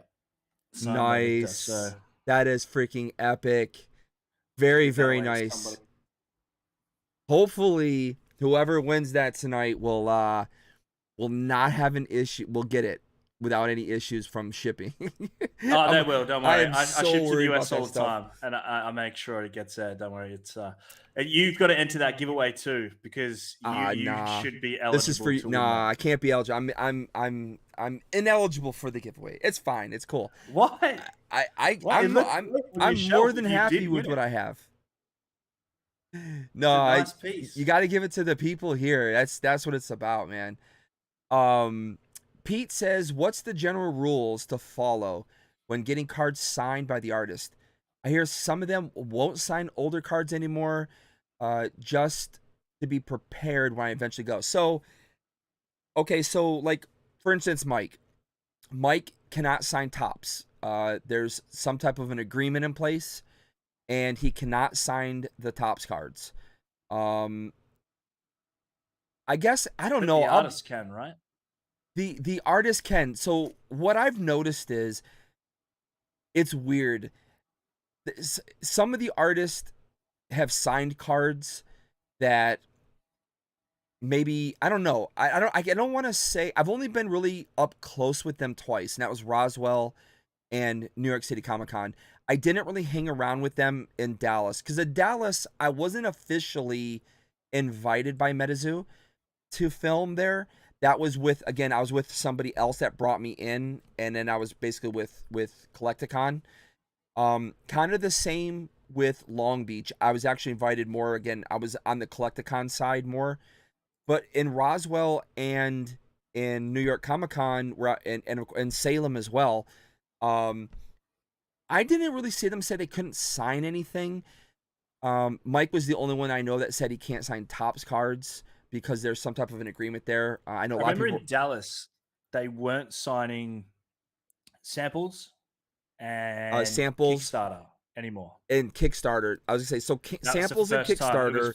First edition was the oldest that they would sign at Dallas.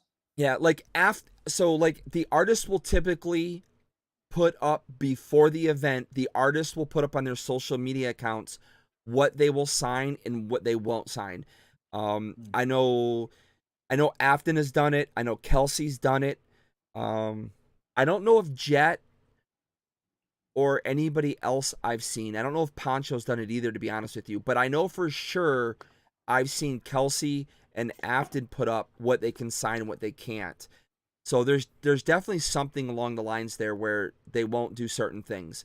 Also, I remember Argos coming to me in Dallas and asking if I knew anybody that sold, believe it or not, but there are cases for cases.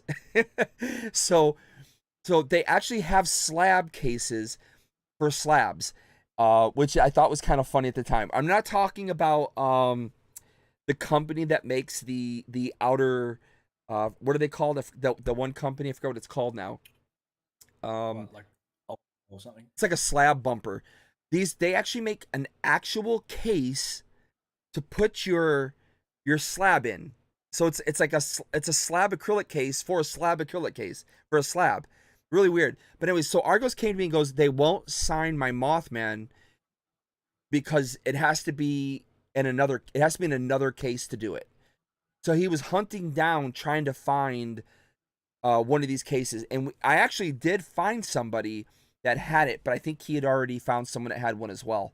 But they wouldn't sign his Mothman card, his KS Mothman card, because it wasn't in another case. But they would sign it if it was in the outermost case of the slab. Really strange. I'm not really sure on that, but I do know the artist absolutely will put their do's and don'ts up before they leave. So make sure you guys are following all the artists. If you go to a con, collect a con, whether it's a Metazoo event, that'll keep you posted on what they will do and what they won't do.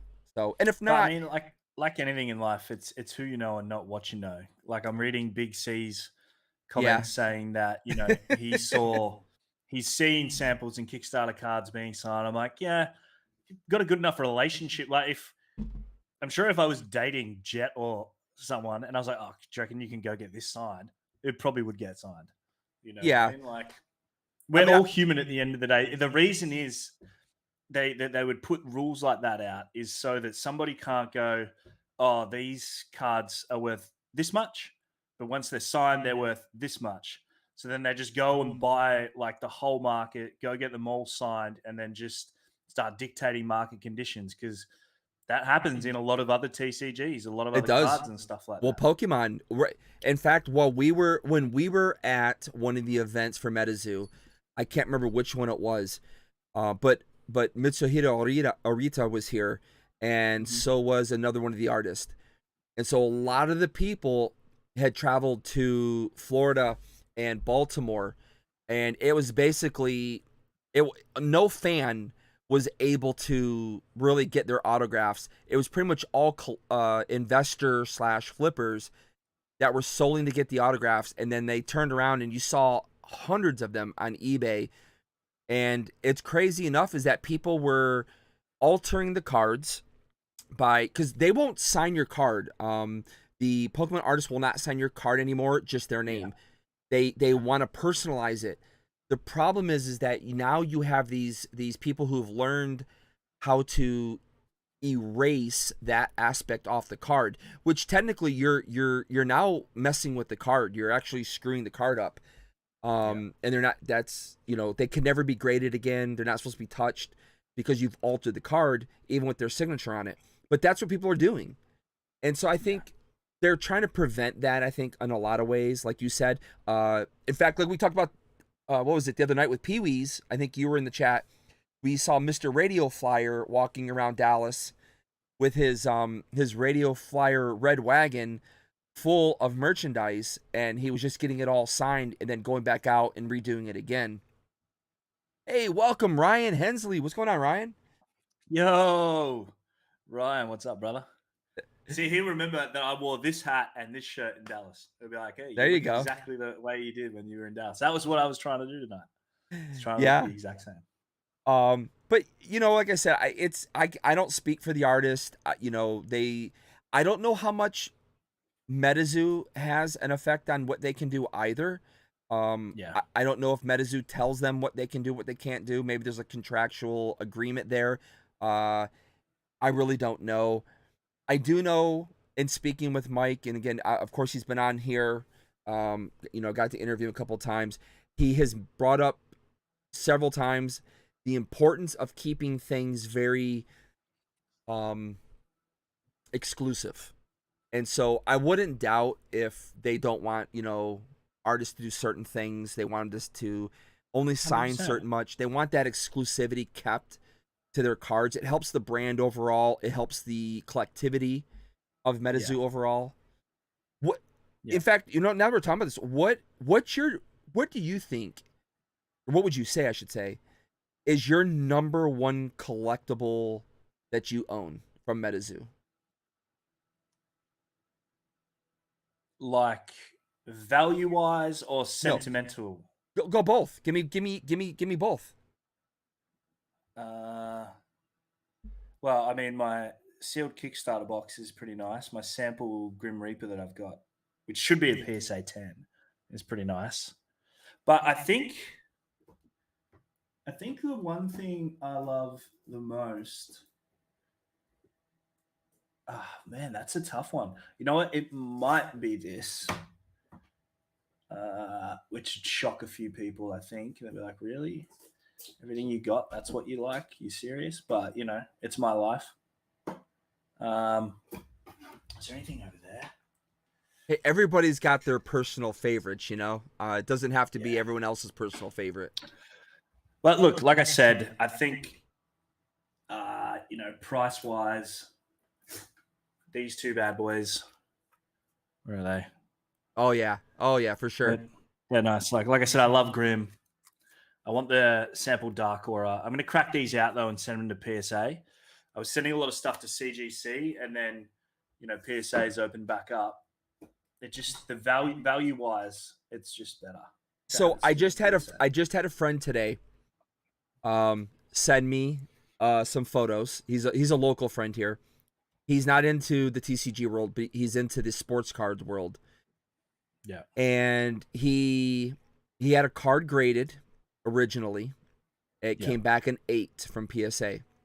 He was upset with the grade. He said that, you know, there's no way this is an 8. Minimum would be a 9. He sent it back. He just sent me today the photos. It was sent back a 10. Yeah, so it happens. It's called human error, and I love it. That's so whether it's good crazy. Or bad, you know? But that should. But hey, as much as I try to be a positive about things, that should not happen at a grading card company. It shouldn't be you have to send it in a couple times to get the right grade. It should be you send it in the one time. They need to grade that card accurately from the start. And but this wasn't the only one. He had a handful he sent in, and they were all changed from 1 grade level to 2 grade levels. That is just PSA's insane. an authentication company before it is a grading company, though. It just turns out that's I guess you could claim that, yeah. Yeah, they've been around the longest, so they seem to hold the most value. Like we know, well, they do. Yeah. CGC's like uses AI to sort of determine the grades on cards. But that said, I know guys that have sent cards to CGC, got them back, cracked them open, sent them again, and got different grades.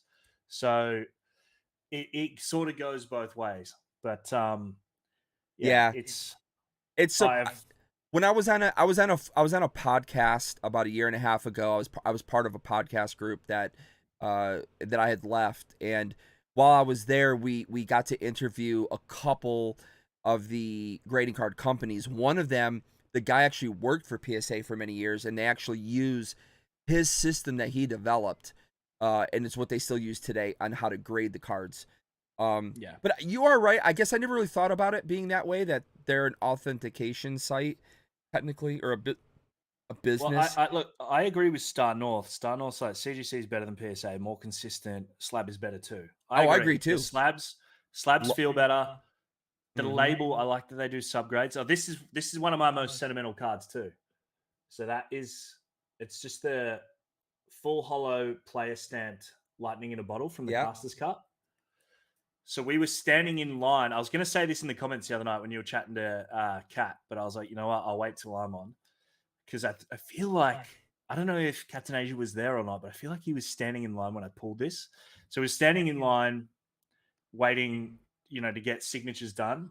And I went to the toilet, and as I did, I came back and they just started handing out player packs. And I was like, wicked. I like just kind of wiggled my way through, and I ended up right at the front.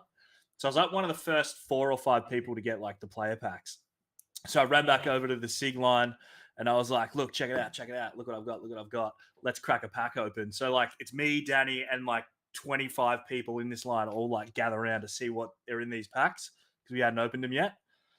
And I opened it up and I pulled out full hollow anti-potion first. Oh, and wow. then there was like Player a non-hollow. player stamp, and then I pulled this one out after, and this one come out, and everybody just sort of like, whoa, like everybody just like lost their shit, and I was just like, oh, this is sick. Like we hadn't seen him yet, we didn't know what to expect, we had no idea what was in these packs, and it was just like this really cool moment where everybody was like, that's just never seen a full holo lightning in a bottle, like, and it's just like one of those moments. I was just like, I love it. It's such a good memory that Danny and I have, and all these people that we don't even know, except Moldy. I knew Moldy at that point, but nobody else like shared it with them. So I was so upset. I missed out on getting the packs Saturday because I was busy filming when they gave the packs out. I think I was filming the Vanilla Ice concert or something at the time, and then they said, "Well, we're gonna do more Sunday." So then Sunday we came around. They're like, "Well, we're not doing them." I was like, so I missed out just getting even just the regular Caster's Cup pack. Which really sucked, which I wanted to have, because those are all just, those are great sentimental things to have for sure. But it was good fun. After that, I couldn't keep any sealed. I was just like, crack them. But I agree with Pete. I love CGC. I think CGC makes really the best slab, I think, right now with the label. But ultimately, if there's at any point in time you ever want to sell, you want to do anything, unfortunately, it's still PSA's number one.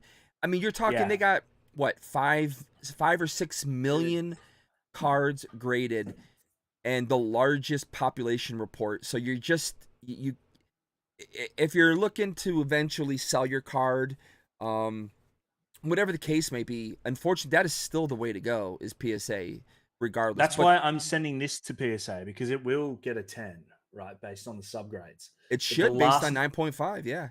The last 9.5 that sold was like $1,200 in a CGC 9.5, and then the last PSA 10 was like $5,000. It's just like miles apart.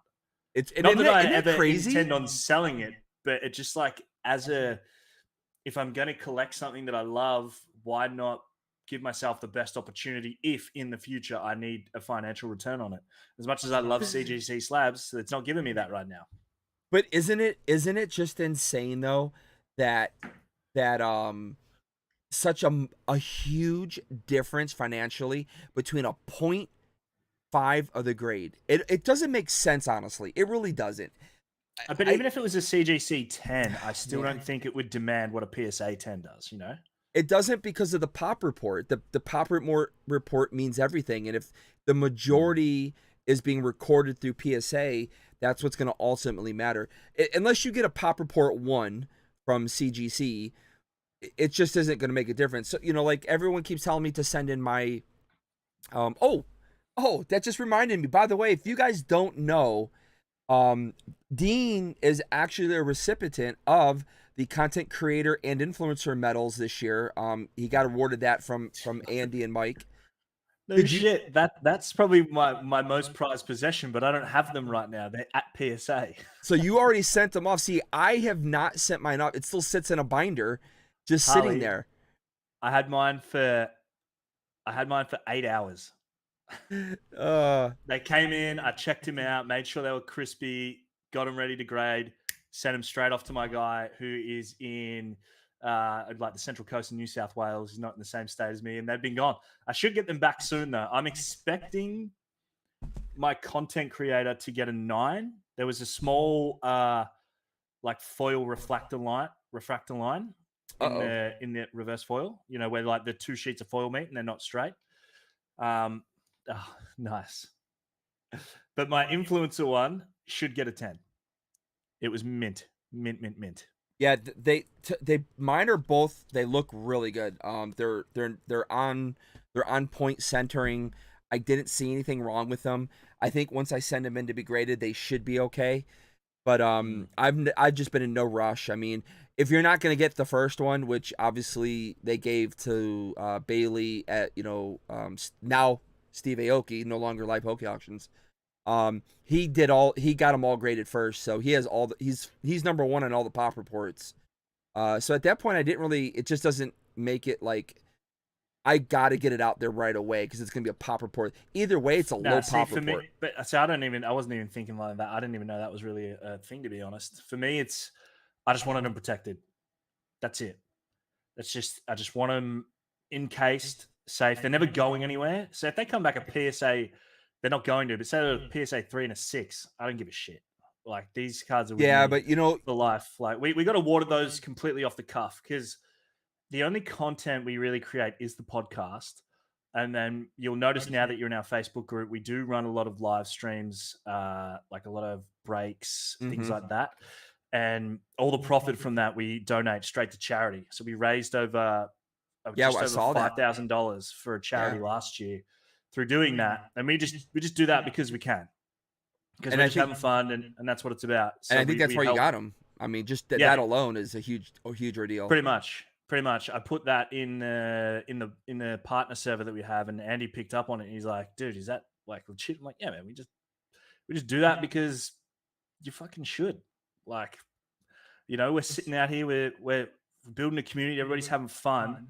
There's money that's sitting there being made, so we were just donating it to charity because it's just what you do. It's just what if you got the ability. I mean, I don't. Yeah, I don't have a problem. Like I said, I've donated so much stuff, and the thing is, you know, a lot of times no one has any clue what you're doing or what's going on, and you could be giving away a lot of stuff, and it's not about necessarily the recognition of it, but the fact that they did recognize you is a huge is a huge thing. Huge. I mean, it like I almost shit my pants when I saw it in the main Discord. I was like, what the hell? I was like, what is? I was reading. You got an announcement. You and Termectic got an announcement. Yeah, I just showed back up from New York Comic Con, and there was this envelope here. I was like, hey, you got something. That's just as good a surprise. Like I said, it was not something we do for recognition at all. Like, it wasn't even something that, you know, we just sort of set a goal for 10 grand, and we were going to obviously be like, when we reach it, we were going to tell everybody. But yeah, I just wanted to share that with, I guess, the other partners and sort of be like, you know, this is sort of what we're doing. You know, you guys could potentially do the same thing as well and help out people you want to help out. And ultimately, it can come back, and ultimately it can come back. And, you know, I know you've heard me a lot, like you see in my lives. I'm real big on karma. I do think what you give out comes back. 100%. So eventually it will come back, you know, in a way that will definitely be worth everything that you're doing. Look, it's not even that. I don't even want like good karma. I just don't want bad karma. I just that's the whole thing. You don't want, so I can just be happy. Just live my life. I don't have to deal with any bad shit. You know what I mean? Let's see here. Does anybody have any questions for Dean in the chat? If so, please go ahead and start ask them now. I bought a regular pack on eBay of Caster's Cup, and it was weighed. Got no hollows. Never again. Just singles from now on for Caster's Cup. Yeah, you can weigh packs, but they're all. I thought they were full hollow, like because they got the stamp down the bottom. Yeah, everything's weighable. Everything is. There's just like when we were saying about does the pop report matter? You know, collectors / investors. You know, everything matters. I mean, you could have a digit off. I mean, look in Pokemon, they made it to the point where there's the gray stamp, there's the light stamp, there's the heavy stamp. There, you know, they make everything to the point where it adds value to that card somehow. So being a pop one, it supposedly adds value because it is the #1 card when really it might not be. It could be the 50th card, but you're the first one to get it graded. But weighing is definitely doing, because I know in tops with like top 0, if you don't get a box out of a sealed case, you're not going to get a first sighting because they're weighing those out because there's such a difference in the weight. Now you can get the hollow, which was pointed out the other night, which is true. But hey, real quick, Colt Hayes, what's going on, man? Sorry, I like to try and recognize everybody that comes in here. I'm sorry, Colt. I'm just getting to you. Hey, Trading Card Vault is in here as well, man. Welcome. That's a beautiful first sighting there. I haven't opened any tops. Funny story. This is not beautiful. This is a piece of junk. It's a slide rock bolter. But it's a first sighting. But I break a lot of boxes for our community, right? And then every now and again, I'll get some packs in one, or I'll get packs in another person's break to support them, or I'll buy packs in Kickstarter.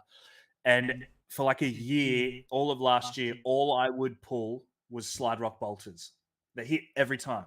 It'd be a slide rock bolter. So when my birthday rolled around this year, my admin and mod team, piled together and bought me this, which, you know, is cool. I appreciate it. But I mean, it's a slide rock bolter. Like, Hey, Big C You know? wants to buy it from you. He's making some moves now in the chat.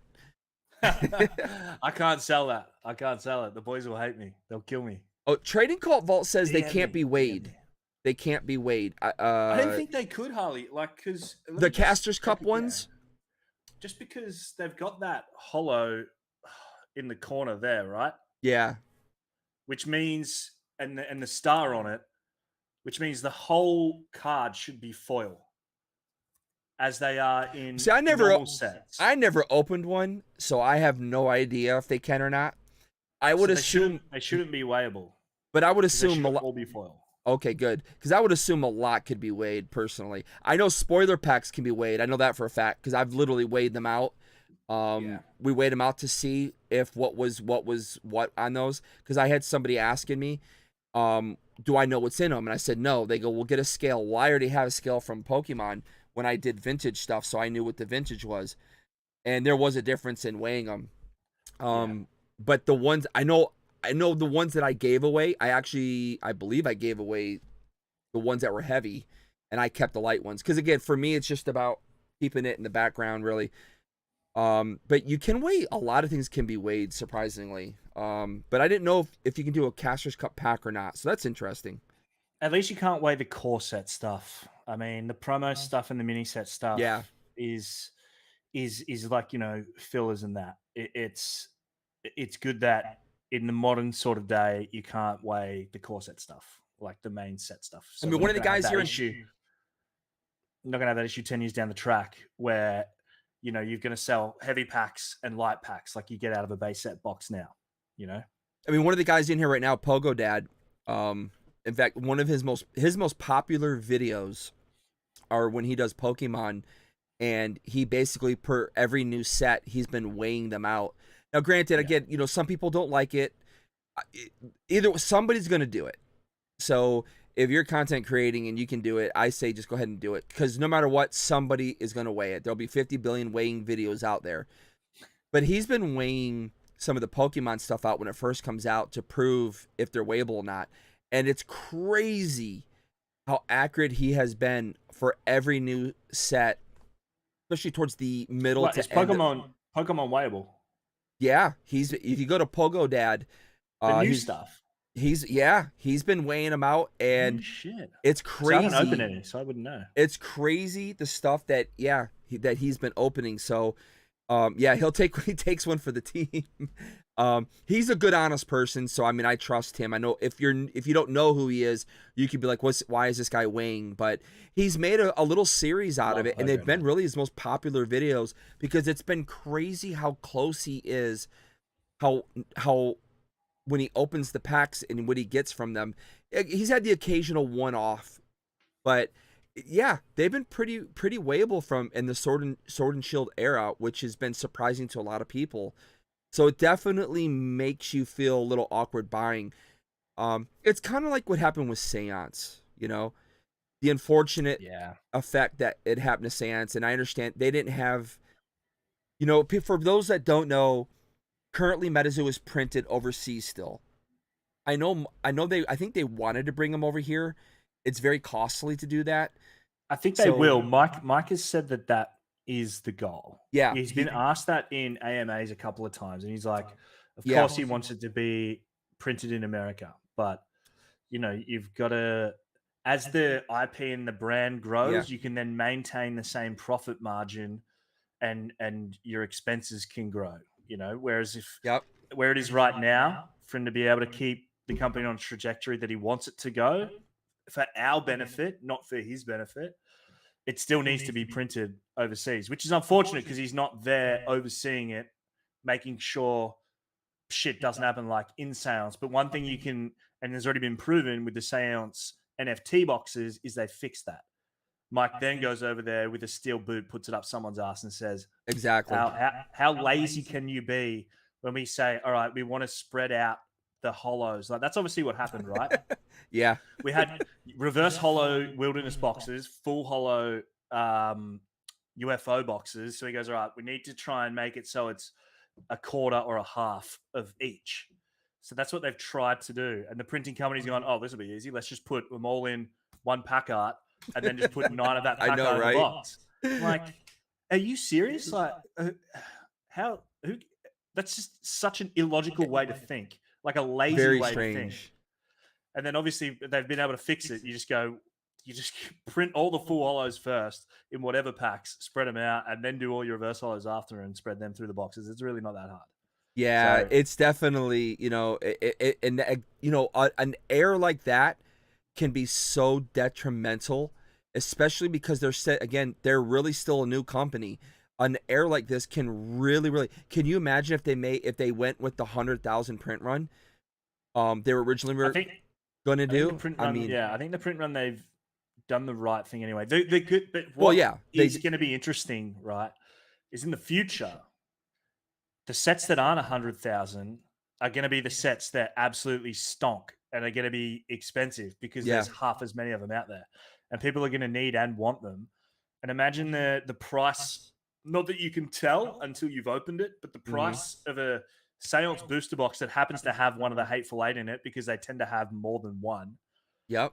It will be insane, because that box, if you hit that box, you've hit like the $100,000 box. You've hit, that's where all the cards are that you're going to want. So whilst it was an unfortunate mistake and not a great experience for any of us, because it wasn't what anybody wanted, and I can tell you, sure as shit, it wouldn't be what Mike and Metazoo wanted. At least we know moving forward, we won't have the same issue. We've never had an issue with weighing when it comes to core sets. I mean, and then we've never had an issue with mapping. Now we have. The good thing is when that happens, you just fix it and you move on. That's all you can do. You can't go from that point forward. Yeah, have you guys been buying Seance? I bought one box and haven't even ripped the reverse hollow packs. I don't have any Seance right now. I need to get one for the personal collection. I ripped it all open. I've ripped so much. I've ripped, I think, around, if you were to count Comic-Con and Salem, I'm in the teens on ripping booster boxes.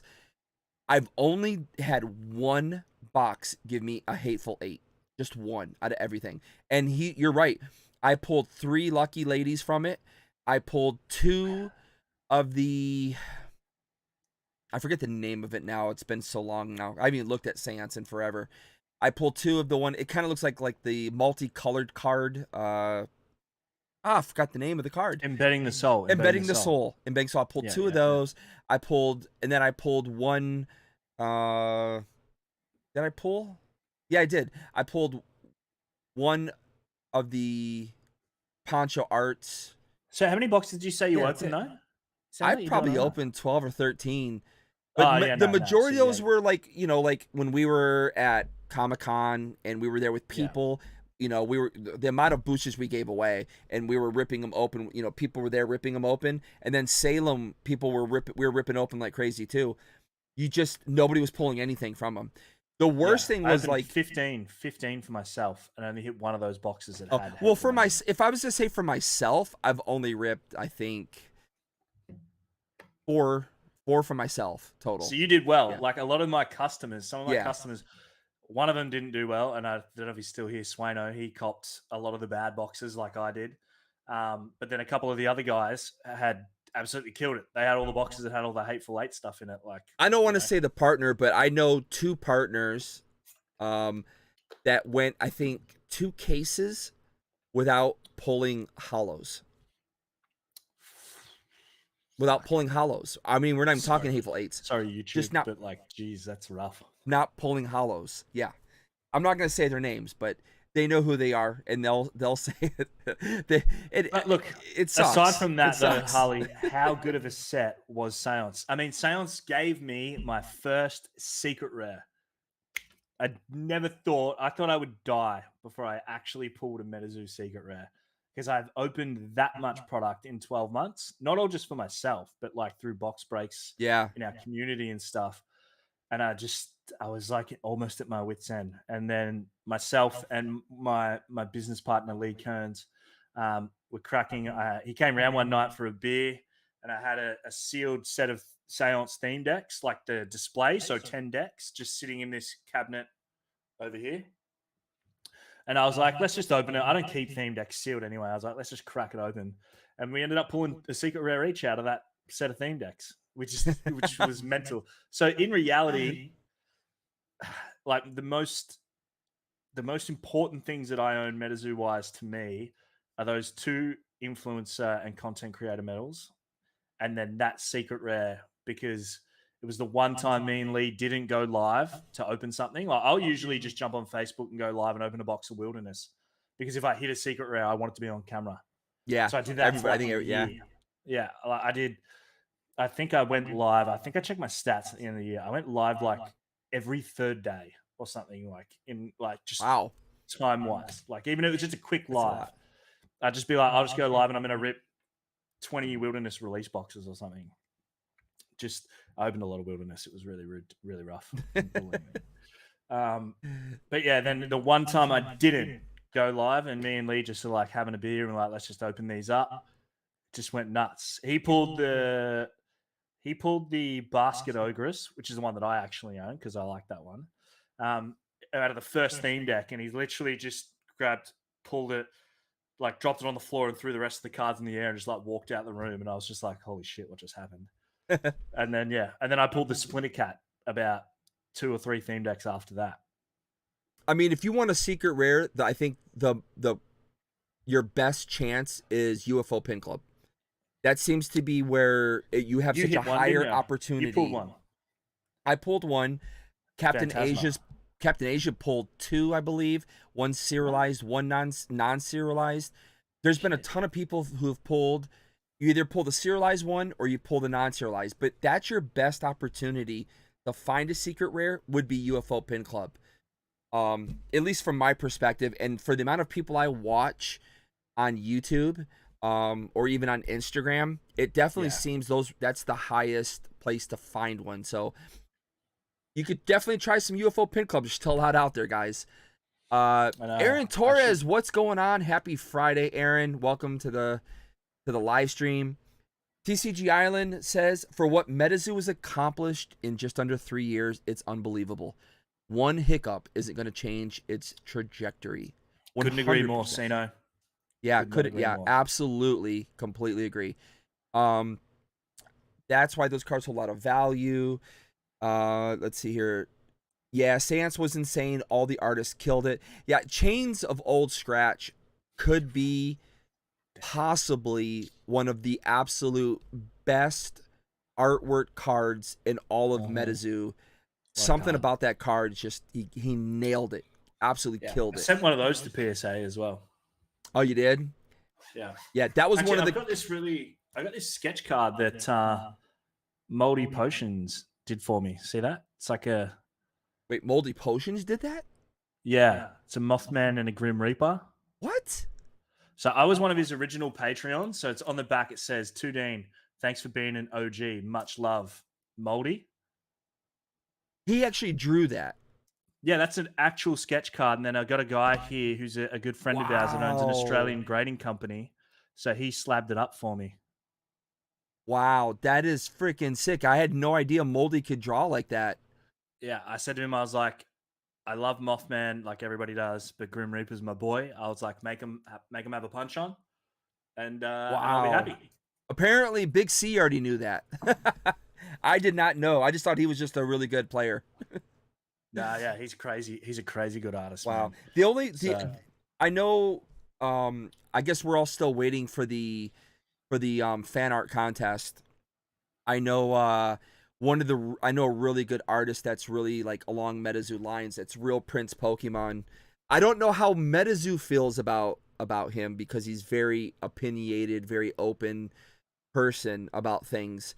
But the guy is a crazy good artist. I know he entered into the fan art contest. I wonder if Moldy enter into the original contest? No, I believe he entered into the second one.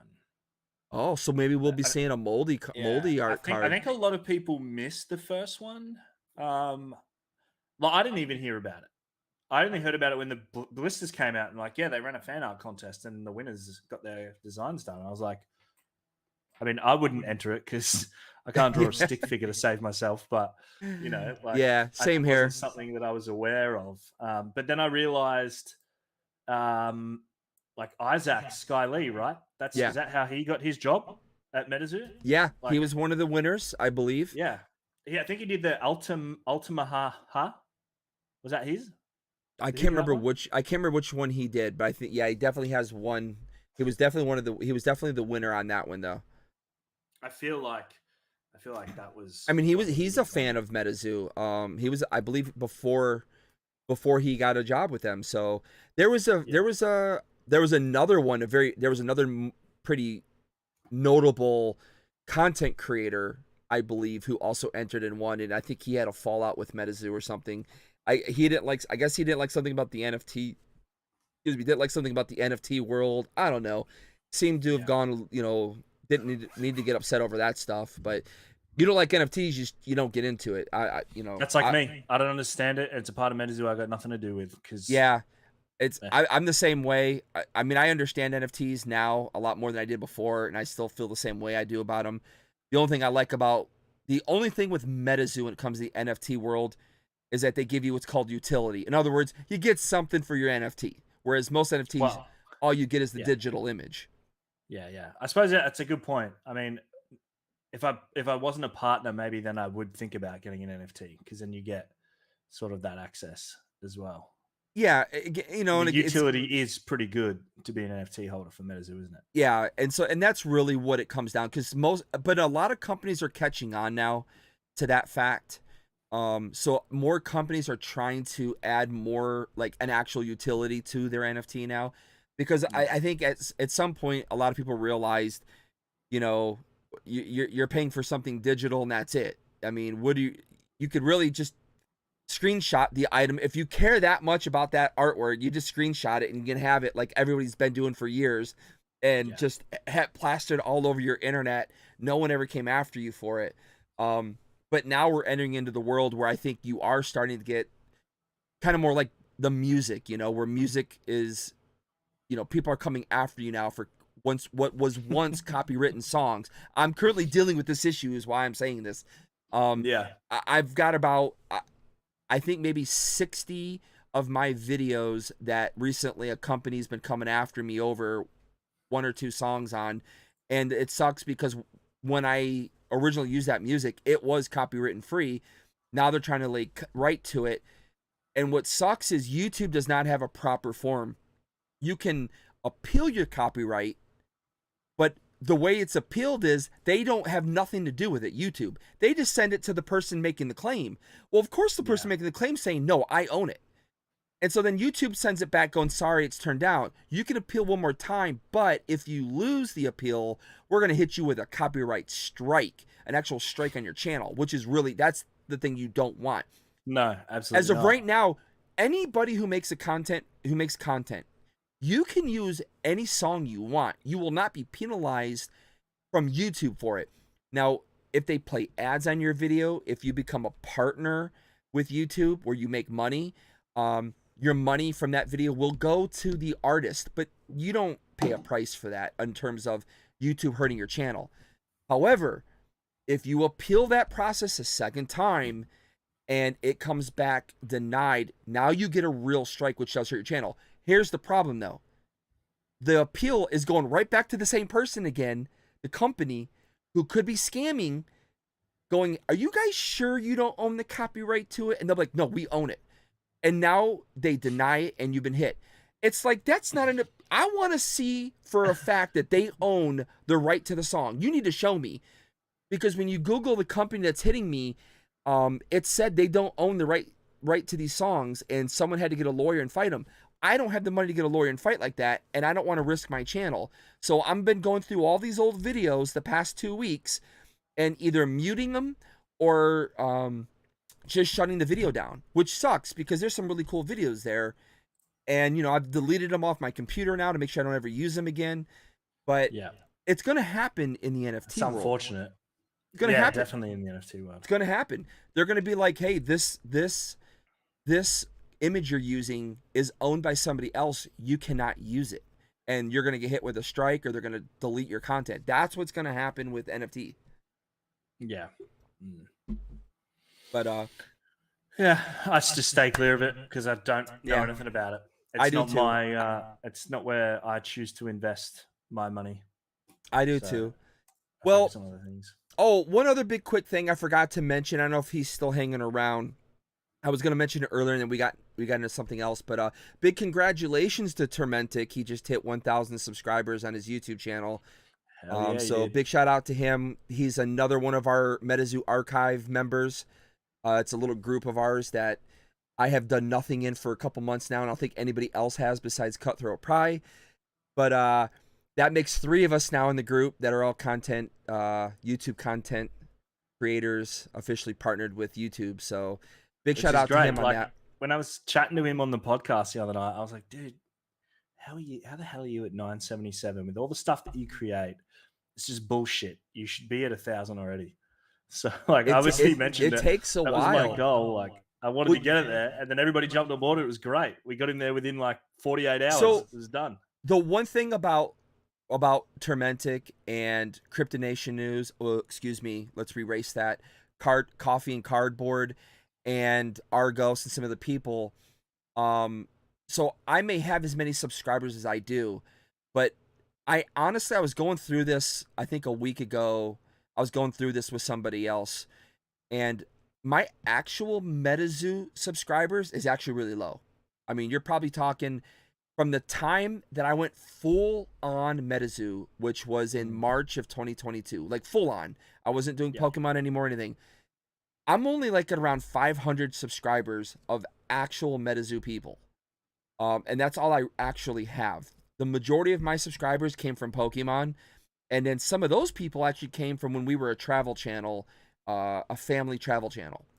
So my actual Metazoo base is pretty small in the reality of it, and in the grand scheme of things. So I'm actually still growing as well in terms of my Metazoo base. But yeah, it's a weird thing on YouTube because it took us a long time. I mean, I've been doing this since 2009.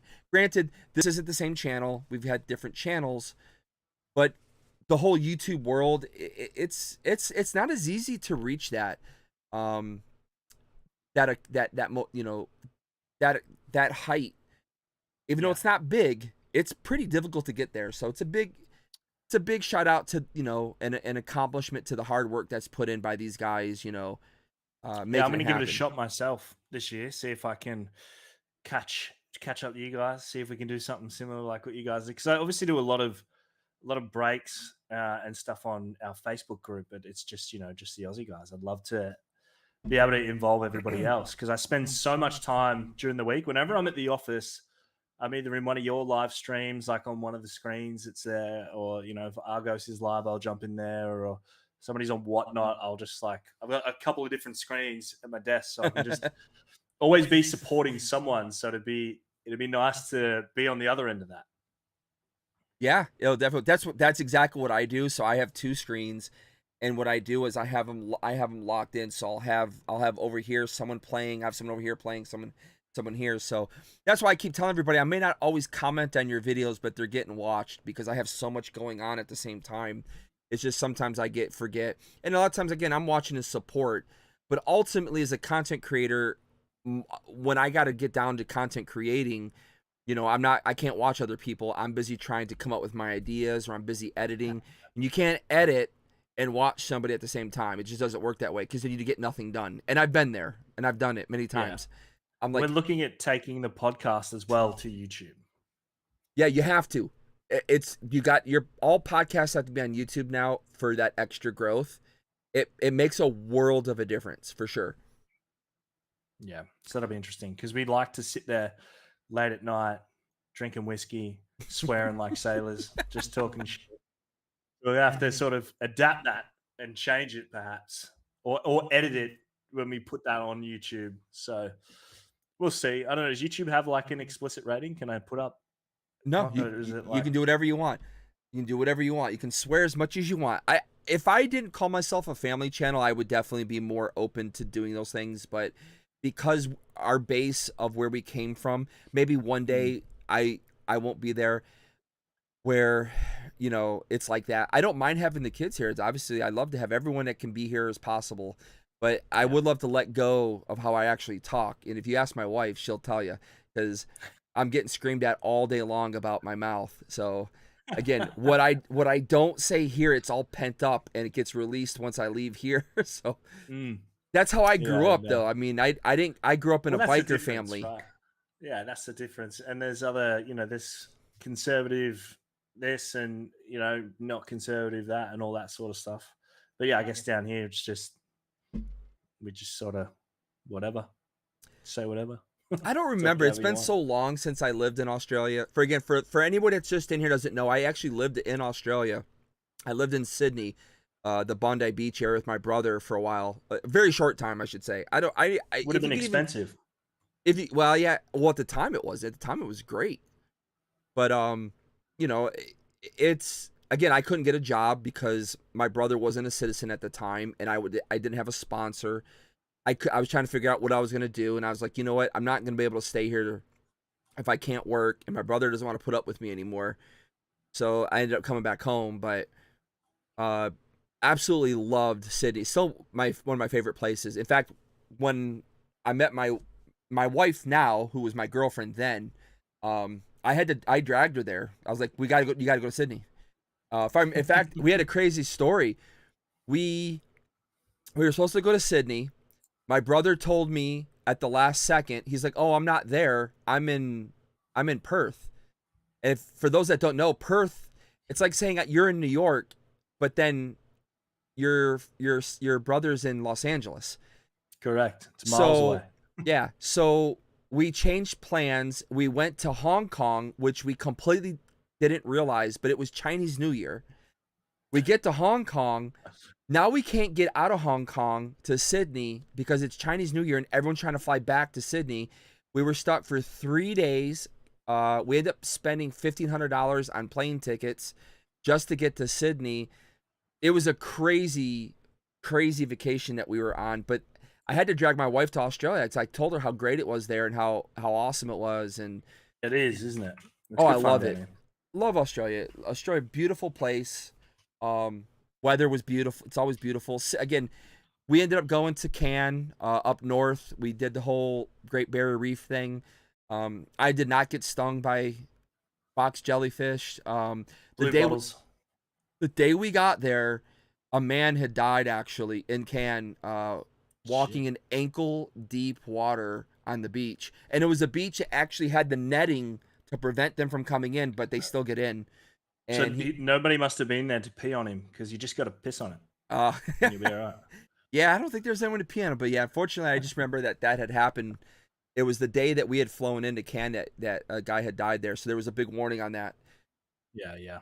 But yeah, we had love Australia, man. Love it. Again, guys didn't see it. You have to come back now. I'm wearing my shirt that I got from the first time I was there. I didn't get to go to the games. I was there before the game. This was gotten before the game started. But I'm a huge stadium nut. So I took the train all the way out to where the facilities were, which were very far away from Sydney. I just spent my time walking all around and getting to see it and everything. It was pretty cool. The Sydney Stadium sucks though. Like the one down here in Melbourne, known as the MCG, I think it's the biggest in the world. I think, like capacity wise, it holds like 110 or 115,000 people. Oh wow! I know University of Michigan, which is my school. They're the largest stadium in the United States. They hold 113 or 14,000. Ooh, so it could be between those two. Yeah, it holds I know it holds the record as one of the largest stadiums in the world. I was surprised. Like once upon a time in my life, I was looking at NFL stadiums, like American football team stadiums, and some of them only hold like 60 or 65,000. Yeah. I'm like, how? They should be like double that.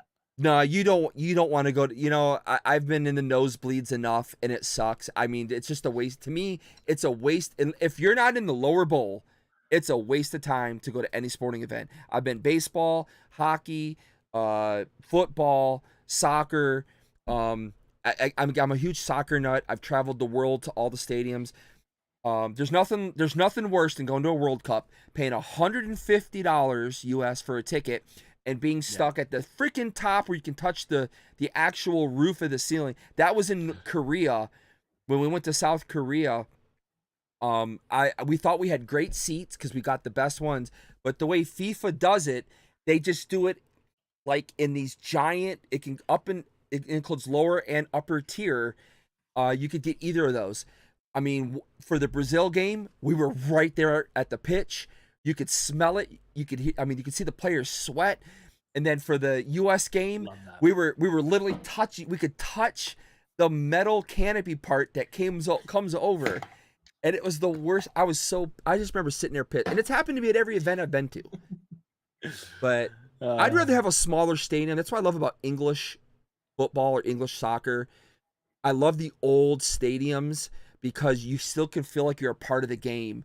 And now that they're making these massive, massive stadiums where you could be sitting so far up, you're so away from the play. I'm sorry, I can get passionate about this stuff. I'm a huge stadium nut, sorry. I know that now. Yeah. So is there anything else in the chat that anybody would like to know about Dean or what's going on with the Metazoo world down in Australia? What time is it in the US now? Like, everyone must be getting tired. It's 9:45 here right now. And it's Friday. You guys should all be at like the pub. Yeah. I used to hold my lives on a Friday, and they sucked so bad that I stopped doing Fridays and went to Sunday nights because I just couldn't get anybody to come on a Friday night. We've been sitting at about 20 most of the time. It says 27 right now. But is it? I don't know because it doesn't show me the settings. It shows me that I have 10 in here right now. Well, everybody should be here because we're going to give this away momentarily. Oh yes, guys! If you don't know, he's going to be giving away first edition Victor Larson. Not only is it signed, but it has been doodled by Victor himself. And you know, Victor doesn't. He says he doesn't sign it anymore. But if you follow Windy City Pop Shop, he still signs.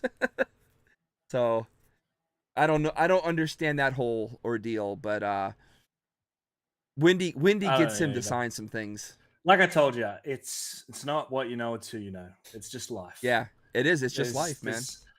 My lines of work, relationships mean more than anything else.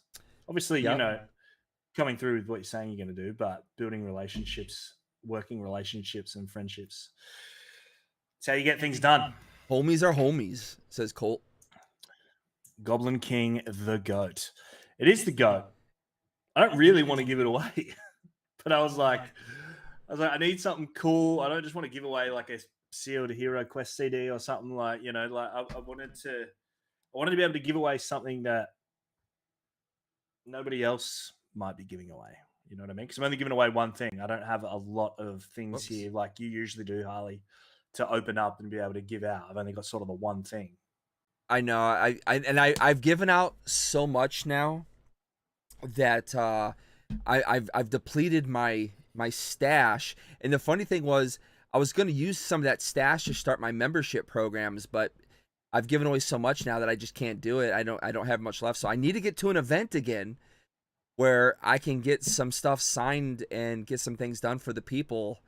I got to try and make that happen. It's amazing how quickly those things tend to go. Absolutely. Let me see if I can, again, this collab camp thing is still fairly new with me. I'm going to see if I can pull up the giveaway window. Let's do the wheel. Wow, that is really big. Wow, how do I get this? Do we like the wheel better than the ducks? I do duck races down here too. I can do either. I can do either or. For me, it doesn't really. Hold on, no, I don't want to do that. No, I want to make this a lot smaller because this thing is right now. It's so huge. I can't even. It's one of those things where. Have you ever done like a wheel of elimination? That's even worse because like you put everybody's name in there and you spin the wheel, and if your name comes up, you take them out. And you just keep doing that till you get to the last person. The last person is the winner. So it's like the one time you don't want your name to come up, you're like watching it going, don't be me, don't be me, don't be me. Well, that's the wheel of death. That's the true wheel of death. But when you're giving away a lot during a stream or something, sometimes it just gets to the point Oh, where it's like, bro. it just takes Yeah. too long, man. No, absolutely not. There's no way you could do that on yours. You give away too much stuff. It would take. Yeah, It'd be 7-hour streams. I wouldn't be mad about it. I'd just be watching it all day in the office. Have you up on one I would screen love every to hour. do the Wheel of Death the way it's supposed to be done. Wait, why didn't this? I'm trying to shrink this to get it back down to normal size. No center on screen. Let's see here. Fit to screen. It should fit it to the screen where I don't have to mess with it, but it's still. It's never gonna do that. Yeah. No, don't want to do that. You think? Oh, there we go. Got it. All right. Bam. I'm trying to keep it so your face is still here, and then that way everyone can see it here. All right, we got that up. Now let's get over here to the wheel. Again, I could easily use Streamlabs giveaway where it just takes whoever's in here, but I just find it boring, and I don't know. I just don't like it. I see other creators that use it, and you can't really see who wins. Like, it's not very transparent, and I like to have everyone. Or really like when you consider run the name. duck races by accident and you forget to bring it up on the screen. I know, and yeah. nobody can see. Exactly. Unfortunately, there we go. I got. The good thing is for the chat, it's gone from what I can see. It's down from, it was at 27. Now it's at 18.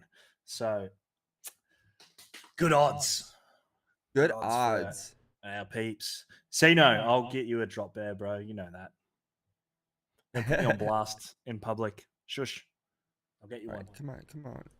Shrink on me. Let's shrink. Yeah, I love Streamlabs. It really is a great tool for a streamer. You got to have a pro end or high end computer, honestly, to operate a lot of the functions, and I just don't have it. I'm not going to get one anytime soon. And when I bought this Mac, it was because me and my acting friends, we were planning on making all these independent movies and short films and things like that. So it really just was best for that, and that's why I originally got it. If I had known I was gonna be doing streaming and stuff, I would have never have gone with this. I would have gotten a more personable PC where it could handle more things. I would have probably gotten a. Come on, switch over now. I would have gotten a PC that I could probably build that would have been meant for streaming than rather than do all this. So I mean, it's you've all right. upgraded it a bit though, right? Haven't you? I've upgraded the memory on it. Yeah, I've upgraded the memory. I'm up to 32 now, and I can go up to 64. So I'm going to order March 1st, I'm going to order the other 2 memory cards and kick it up to 64. Now, that's just going to be workable RAM. Yeah. The hard drive is stuck where it's at, but it's not it's not bad, and the video graphics card isn't that bad. I've looked it up. It's considered you put a it over medium your grade. face. I put it over my face, yes. Nobody wants to see my ugly mug. All right, everybody. Nobody wants to see me either. If you want to enter in to the giveaway to win Sevens. the first edition Hopkinsville Goblins theme deck signed by Victor Larson and doodled, go ahead and put that lucky number 7 in there right now, and I'll start getting you guys on the wheel. And you should expect a package all the way from the land of kangaroos and koala bears. Let's go. Koala bears. Look at that thing. God I don't think, I'm a huge like snake nut. And I'm always watching these videos. Dude, the Browns in Australia are insane. But what freaked me out the most was I was walking back from Bondi Beach to my brother's apartment. Yeah. And I looked up in this tree, and there was a huge, gigantic, it looked like a spider web. And I was like, what the heck is that? And I was thinking maybe it was like a caterpillar web, or, like a, they tend to do things like that, like make giant, I forgot what they call it now. But it turned out it was a freaking one of those giant spiders. I forget what they call them now. It was a funnel. A huntsman. Huntsman spider is what I believe it was. It was huge. You could see it. Yeah, it'll eat you alive. You could literally see it. I mean, it was gigantic. I have a picture of it somewhere. They look, so they can be like this big, but they don't do shit. They don't even bite. It's the redbacks or the whitebacks, which are like this big, tiny little ones. That's what you don't want to bite. Yeah, that'll do some damage. Well, it's the same here. My house is full of black widow spiders, but they don't bother you. It's the brown recluse spider that you have to be very careful of, and we have those here as well. Yeah. But you don't ever see them because they don't like light. They don't like anywhere unless it's cool. So it's really like kind of in the attic area of our house and things like that where you got to be careful. But yeah, or out in the shed. But it gets too hot. It gets too hot in the shed for them. Yeah. So, but yeah, I'll never forget that when I saw that thing. That thing was so freaking huge. I couldn't even tell what it was, and it was my brother who had to tell me. He was like, "Oh, that's a big ass spider you want to stay away from." I was like, "Okay." Also, he never had any issues, but you know, there's the brown, the snake, very common. There's a bunch of them, man. There's heaps of them. Yeah. Red belly blacks, brown snakes, fucking heaps. Yeah, It's like yeah. 9 Just o'clock a big, right now. hairy American whipping Speaking of- machine. You Big definitely- boy, You're loud. I get to the drop. I've done all right. I've kept it pretty unsweary. Yeah, you have. You've done pretty good, man. Again, I didn't care. I gave everyone a warning. That's all that mattered. I know usually we have Super Meta Fam in here with the kids, or sometimes Meta Me comes in here. They might have the kids on here. There's a few other families I know that have their kids sometimes that are in here watching. So the Cotter boys maybe- could be in here. I mean, you know. I can't understand that person. Why does he sound like that, Daddy? All right, I think I'm almost there with everyone. So this is about 17, so we'll see. Dean swears so little. It's not intentional. I'm just passionate, you know. I like to get my point across. People don't know how I feel, what I think. Emphasize Emphasize it through cussing. I don't even know if I had music playing in the stream. Normally I have the music playing. We had such a good conversation tonight. I didn't even actually pay attention at all to the music that I normally have playing, even on my end when it's just playing. It went off, I guess, a while ago. I didn't even recognize that it went off. Yeah. Yo, I didn't even see you put another $10 in there. Dean with the super chat. Thank you so much, bro. You got to stop doing that, though. You literally have made everything happen for this channel. Like, it's crazy. I mean, I'll stop when you figure out a way to stop me. You're going to make me want to have to give away something here. I got something here I could throw in there, I'm sure. All right. Let me make sure I got everybody in here. We got Next Gen, Jeremy Edmondson, Awful Waffles, Pete Dorr, Joker's Favor, Zoovids, English Gentleman, Metazoo, Big C, Caves and Caverns, Grendel's Gallery, D Elegance, Captain Asia, Colt Hayes, Ben T, Abe Zoo, Star North, Brandon Pelletier, Will Swain, Pogo Dad, Colt Hayes, Christo Gaming, Big Al Boar, and Metazoo. Lord Matt is in the house. Dean, don't forget to read your IG messages. I guess someone sent you a message, Dean. Oh, sweet. Yeah. I think I'm pretty sure I know what Jeremy's messaged me about. I don't have my I do not have Discord messages up because on the computer it bogs. I even switched over like someone told me, and it did help, but it's still eating up so much data, it'll slow my computer down. So if anyone sent me anything on Jeremy's Discord. messaging me about this, potentially. Oh, okay. I think. Yeah. I actually was looking on eBay at one myself because I wanted to try grab one, but crap, the price just went nuts, so I'm done. Man, it's one of those ones where I had a bunch of them, but I had to pay a lot because it was from some random guy in New Zealand. Like, I never got those. I didn't even get drop bears, but apparently I'm supposed to be getting some drop bears with native, so I'll be giving away. Oh, okay. If that's the Yeah, case. those have specifically spiked in the past 2 weeks, so for good reason. Yeah, for the water tower, absolutely. Yeah, for the water tower. I mean, I've looked at a lot of water decks because I like to play water, and the way that the tower is set up, you'd be foolish not to have one. And an Ultima Haha you need, and a mailman you need. Like, if you're gonna win, you need these things. Did I get you in there twice, Colt? Let's see here. Colt Hayes and Colt Hayes. I did get him in there. I appreciate that, Colt. Thanks, man. Legend, Colt. Thank you. Shout out. Yeah, because a lot of times people put multiple. Well, Jeremy is actually a good friend of mine. He is local here. He's a local here. He's a good person, man, and he's one of the hardcore players. So, well, if he wins the Goblin, I can just send his Mania with it. How good's that? There you go. All right. All right. Let's get this thing rolling. We've been oh my God, we've been 2.5 hours. I didn't even realize it. No, smashed it. I'm a talker. You're definitely a talker as well. When you get two talkers together, there's just no stopping us. I know. Yeah. All right, guys. Good luck to everybody. We're gonna run it right now. Again, if you're just here for the giveaway, thanks for showing up regardless. I appreciate it.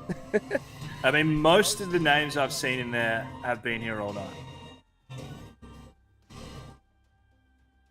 All right, and it looks like the winner is all the way from Riverside, California, Zoo Vids. Congratulations. Woo. So it's got the shortest, well, no, it would be, if it was in Australia, that'd be the shortest route, but it's got the second shortest route. Well, technically no, because Captain Asia's in Hawaii. It's got the third shortest route. Congratulations to Zoo Vids. Bring it home. He's a hardcore collector, so congratulations to him, man. Awesome. That's great, because that's where this belongs. Like, I collect sealed booster boxes, that I like to display. I collect sealed booster packs that I'm getting graded by PSA. All my cards get graded by PSA. I've got all my master sets. I don't like to keep stuff like this sealed. Like, I would open that.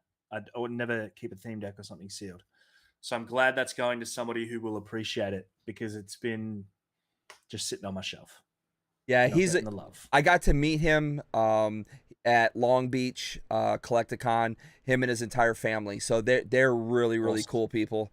Definitely well deserving of it. I kind of thought Joker's name seems to find like everybody's. I was watching it. I thought it was stopping on Joker. I really did. I was like, Joker, yeah.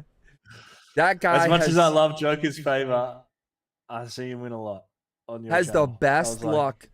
And I don't know how he's gonna do it, because he is about to start streaming himself, and he has put together a rig that's gonna be crazy. I know he put a lot of money into his computer system, his new one, so he's getting ready to start streaming. He's probably just gonna blow everybody out of the water when I bet you. I'm excited. I'll be there. Yeah, we'll definitely be there supporting Joker. 100%. But yeah, congratulations, man, Zoo. I know he doesn't go by Riverside anymore, but yeah, big shout out to him and congratulations. And thank you, Dean, for doing that, because you definitely didn't have to do that. We greatly appreciate it. Anytime. I just appreciate being here, and you you do the same. I've won a few things off you, so I'm more than happy to I completely forgot. I didn't get a chance the other night on my Sunday stream to do my giveaway. I still have it sitting here, which is the Afton signed Forest Friends. Let's go ahead and give this away to someone in here right now. And Nice. Absolutely. we'll throw that in as well. So let's do that. We're going to give away this beautiful Forest Friends. Again, Afton signed 2022. You can't really see it. She didn't doodle on it because I think I had her sign a few items. And, when they're trying to sign a bunch of stuff, I told her not to, don't worry about that stuff. Let's just, since it's all being given away, we'll just do it. So let's go ahead and do this giveaway real quick. So let's get the wheel back up. Excuse me. I'm not going to take Zoo Vids off, because I do believe again in Karma. If Karma thinks he should win it again, he does. But I will shuffle. 2 separate giveaways. 2 separate people, 2 separate countries. There we go. It's okay. So here we go. We are going to do. I'm going to put you in, Dean, because I know you love to have this stuff, and like I said, whatever you want to do. No, not that one. Not that one. Not that one. Not that one. You sure? Don't do it. Yeah. Don't do it. I'll honor it just because I told you I wasn't getting in. As much as I love signed cards, I hate Forest Friends. I have about 100 of them. I opened so many UFO booster boxes, and I pulled like 3 or 4 a booster box. It's like it's a torture card for me. I don't want it. It is. I did pull it a lot, but it is a favorite of a lot of people. So it's a beautiful card. In fact, you know what? Let's just do this. Let's copy. We already did the wheel. We did the wheel already. Let's go ahead and let's get the duckies up here. Since I know somebody was saying they wanted the ducks. Let's get the ducks up. I'll just copy and paste it over, and then you'll hear the quacking. I personally like the ducks. You know, I tried using like the system that Argo uses, but my computer just can't handle that Oh, is that the marbles race thing he does? Which yeah, is cool? it's a program that has several different ones in it. I also don't really, and nothing against Argos using it, but I kind of don't like it. Well, what you should get is, so on the duck race one, they've got like a premium service, and that's what we use. And then you can premium only. I see that. Yeah. Yeah, you can do all these other races like race cars, jetpacks, trucks. I've seen aliens, that. I've seen that. Monsters, egg and spoon races, a snail race. You know, you can put your own branding on there. So that's what we use, and it kind of changes it up a bit. And it's sort of simple. With the ducks, at about 9 seconds, you can look and see which duck's making the move, and that's the one that's going to win. It's that's why I switched it up to the minute-long race instead of the 45 seconds. Still always the same. Seems to it made it a little bit more exciting though. Seems to have drawn it out a little bit more, and so it's a little bit tougher. But I do agree though. It is they're all pretty much be able to tell at some point. But our races are always 69 seconds. 69 seconds. I know someone told me that too, but I was like, I just for the culture. I'm too lazy to do that stuff, man. My OCD doesn't like it. All right, here we go, everyone. I'm going to start it now. I left everybody who was in the first one. I just left your names in there. Hopefully you guys are here. Good luck to everybody. I do have it on screen, so I'm good to go there. But Zoovids. Bring back. Message me on Instagram, I think. Metazoo Nation is probably the easiest way to get in touch with me. Yeah, Zoovids. Yeah, Metazoo. The link is in the description of this video. Riverside. I'm sorry, I keep calling you Riverside. I know you're Zoovids, but Riverside just sticks to me. Message him on Instagram. It is Metazoo Nation Australia on Instagram. But we got Captain Asia, Zoovids, and Captain Asia. See, suddenly, just look at that. They just suddenly like lost speed, and Grendel's gallery starting to fall a little bit. Here comes Pogo Dad. But look, no way. I'm going to laugh. No way. Oh my God. Zoovids.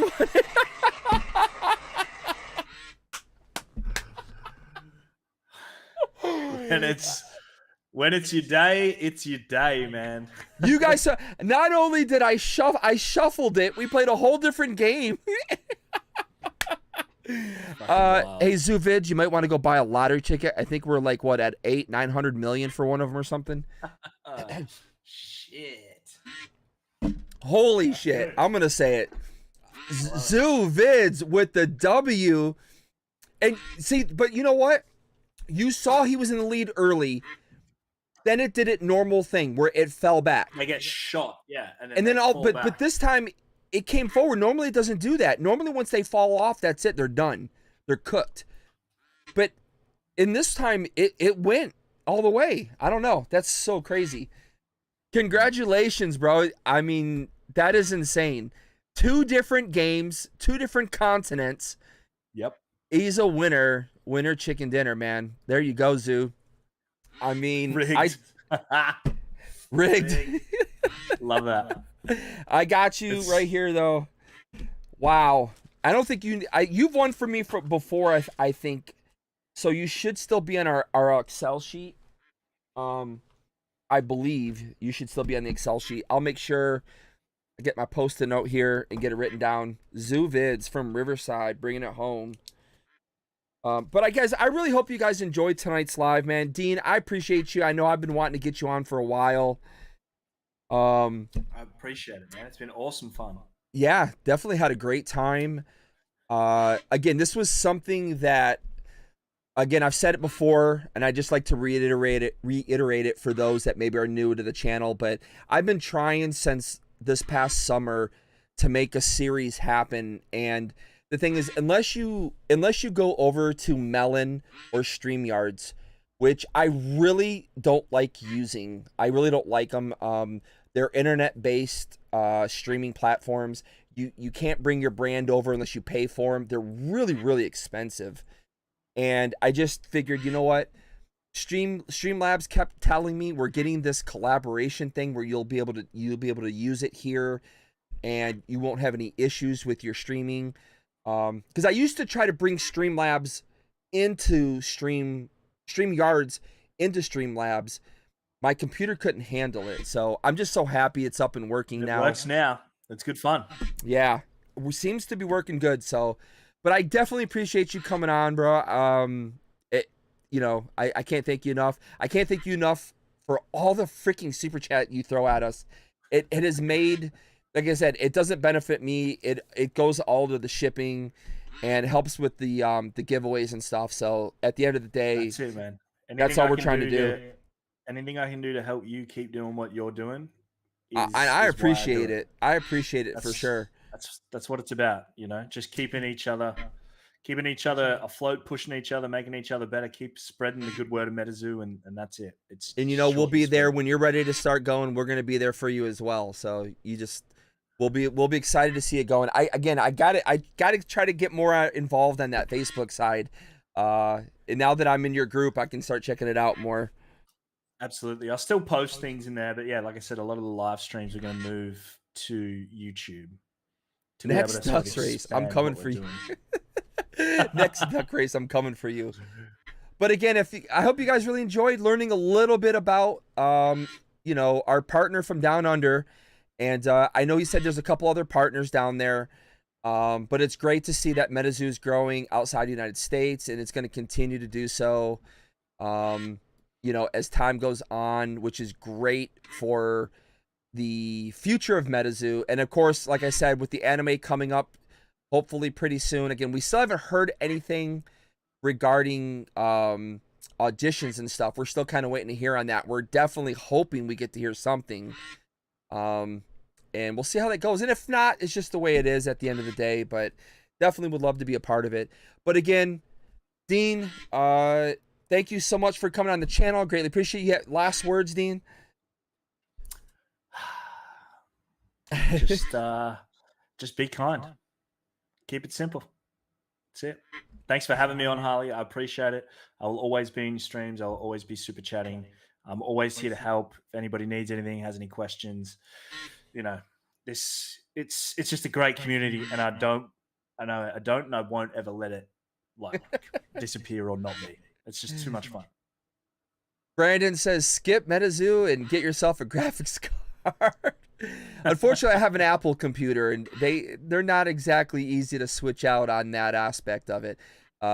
We'll see what happens this year. Maybe I'll be able to scoop enough funds together, get a new computer to run for the streams. But for now, this is what you get, and I'm happy to keep making it happen as much as I can.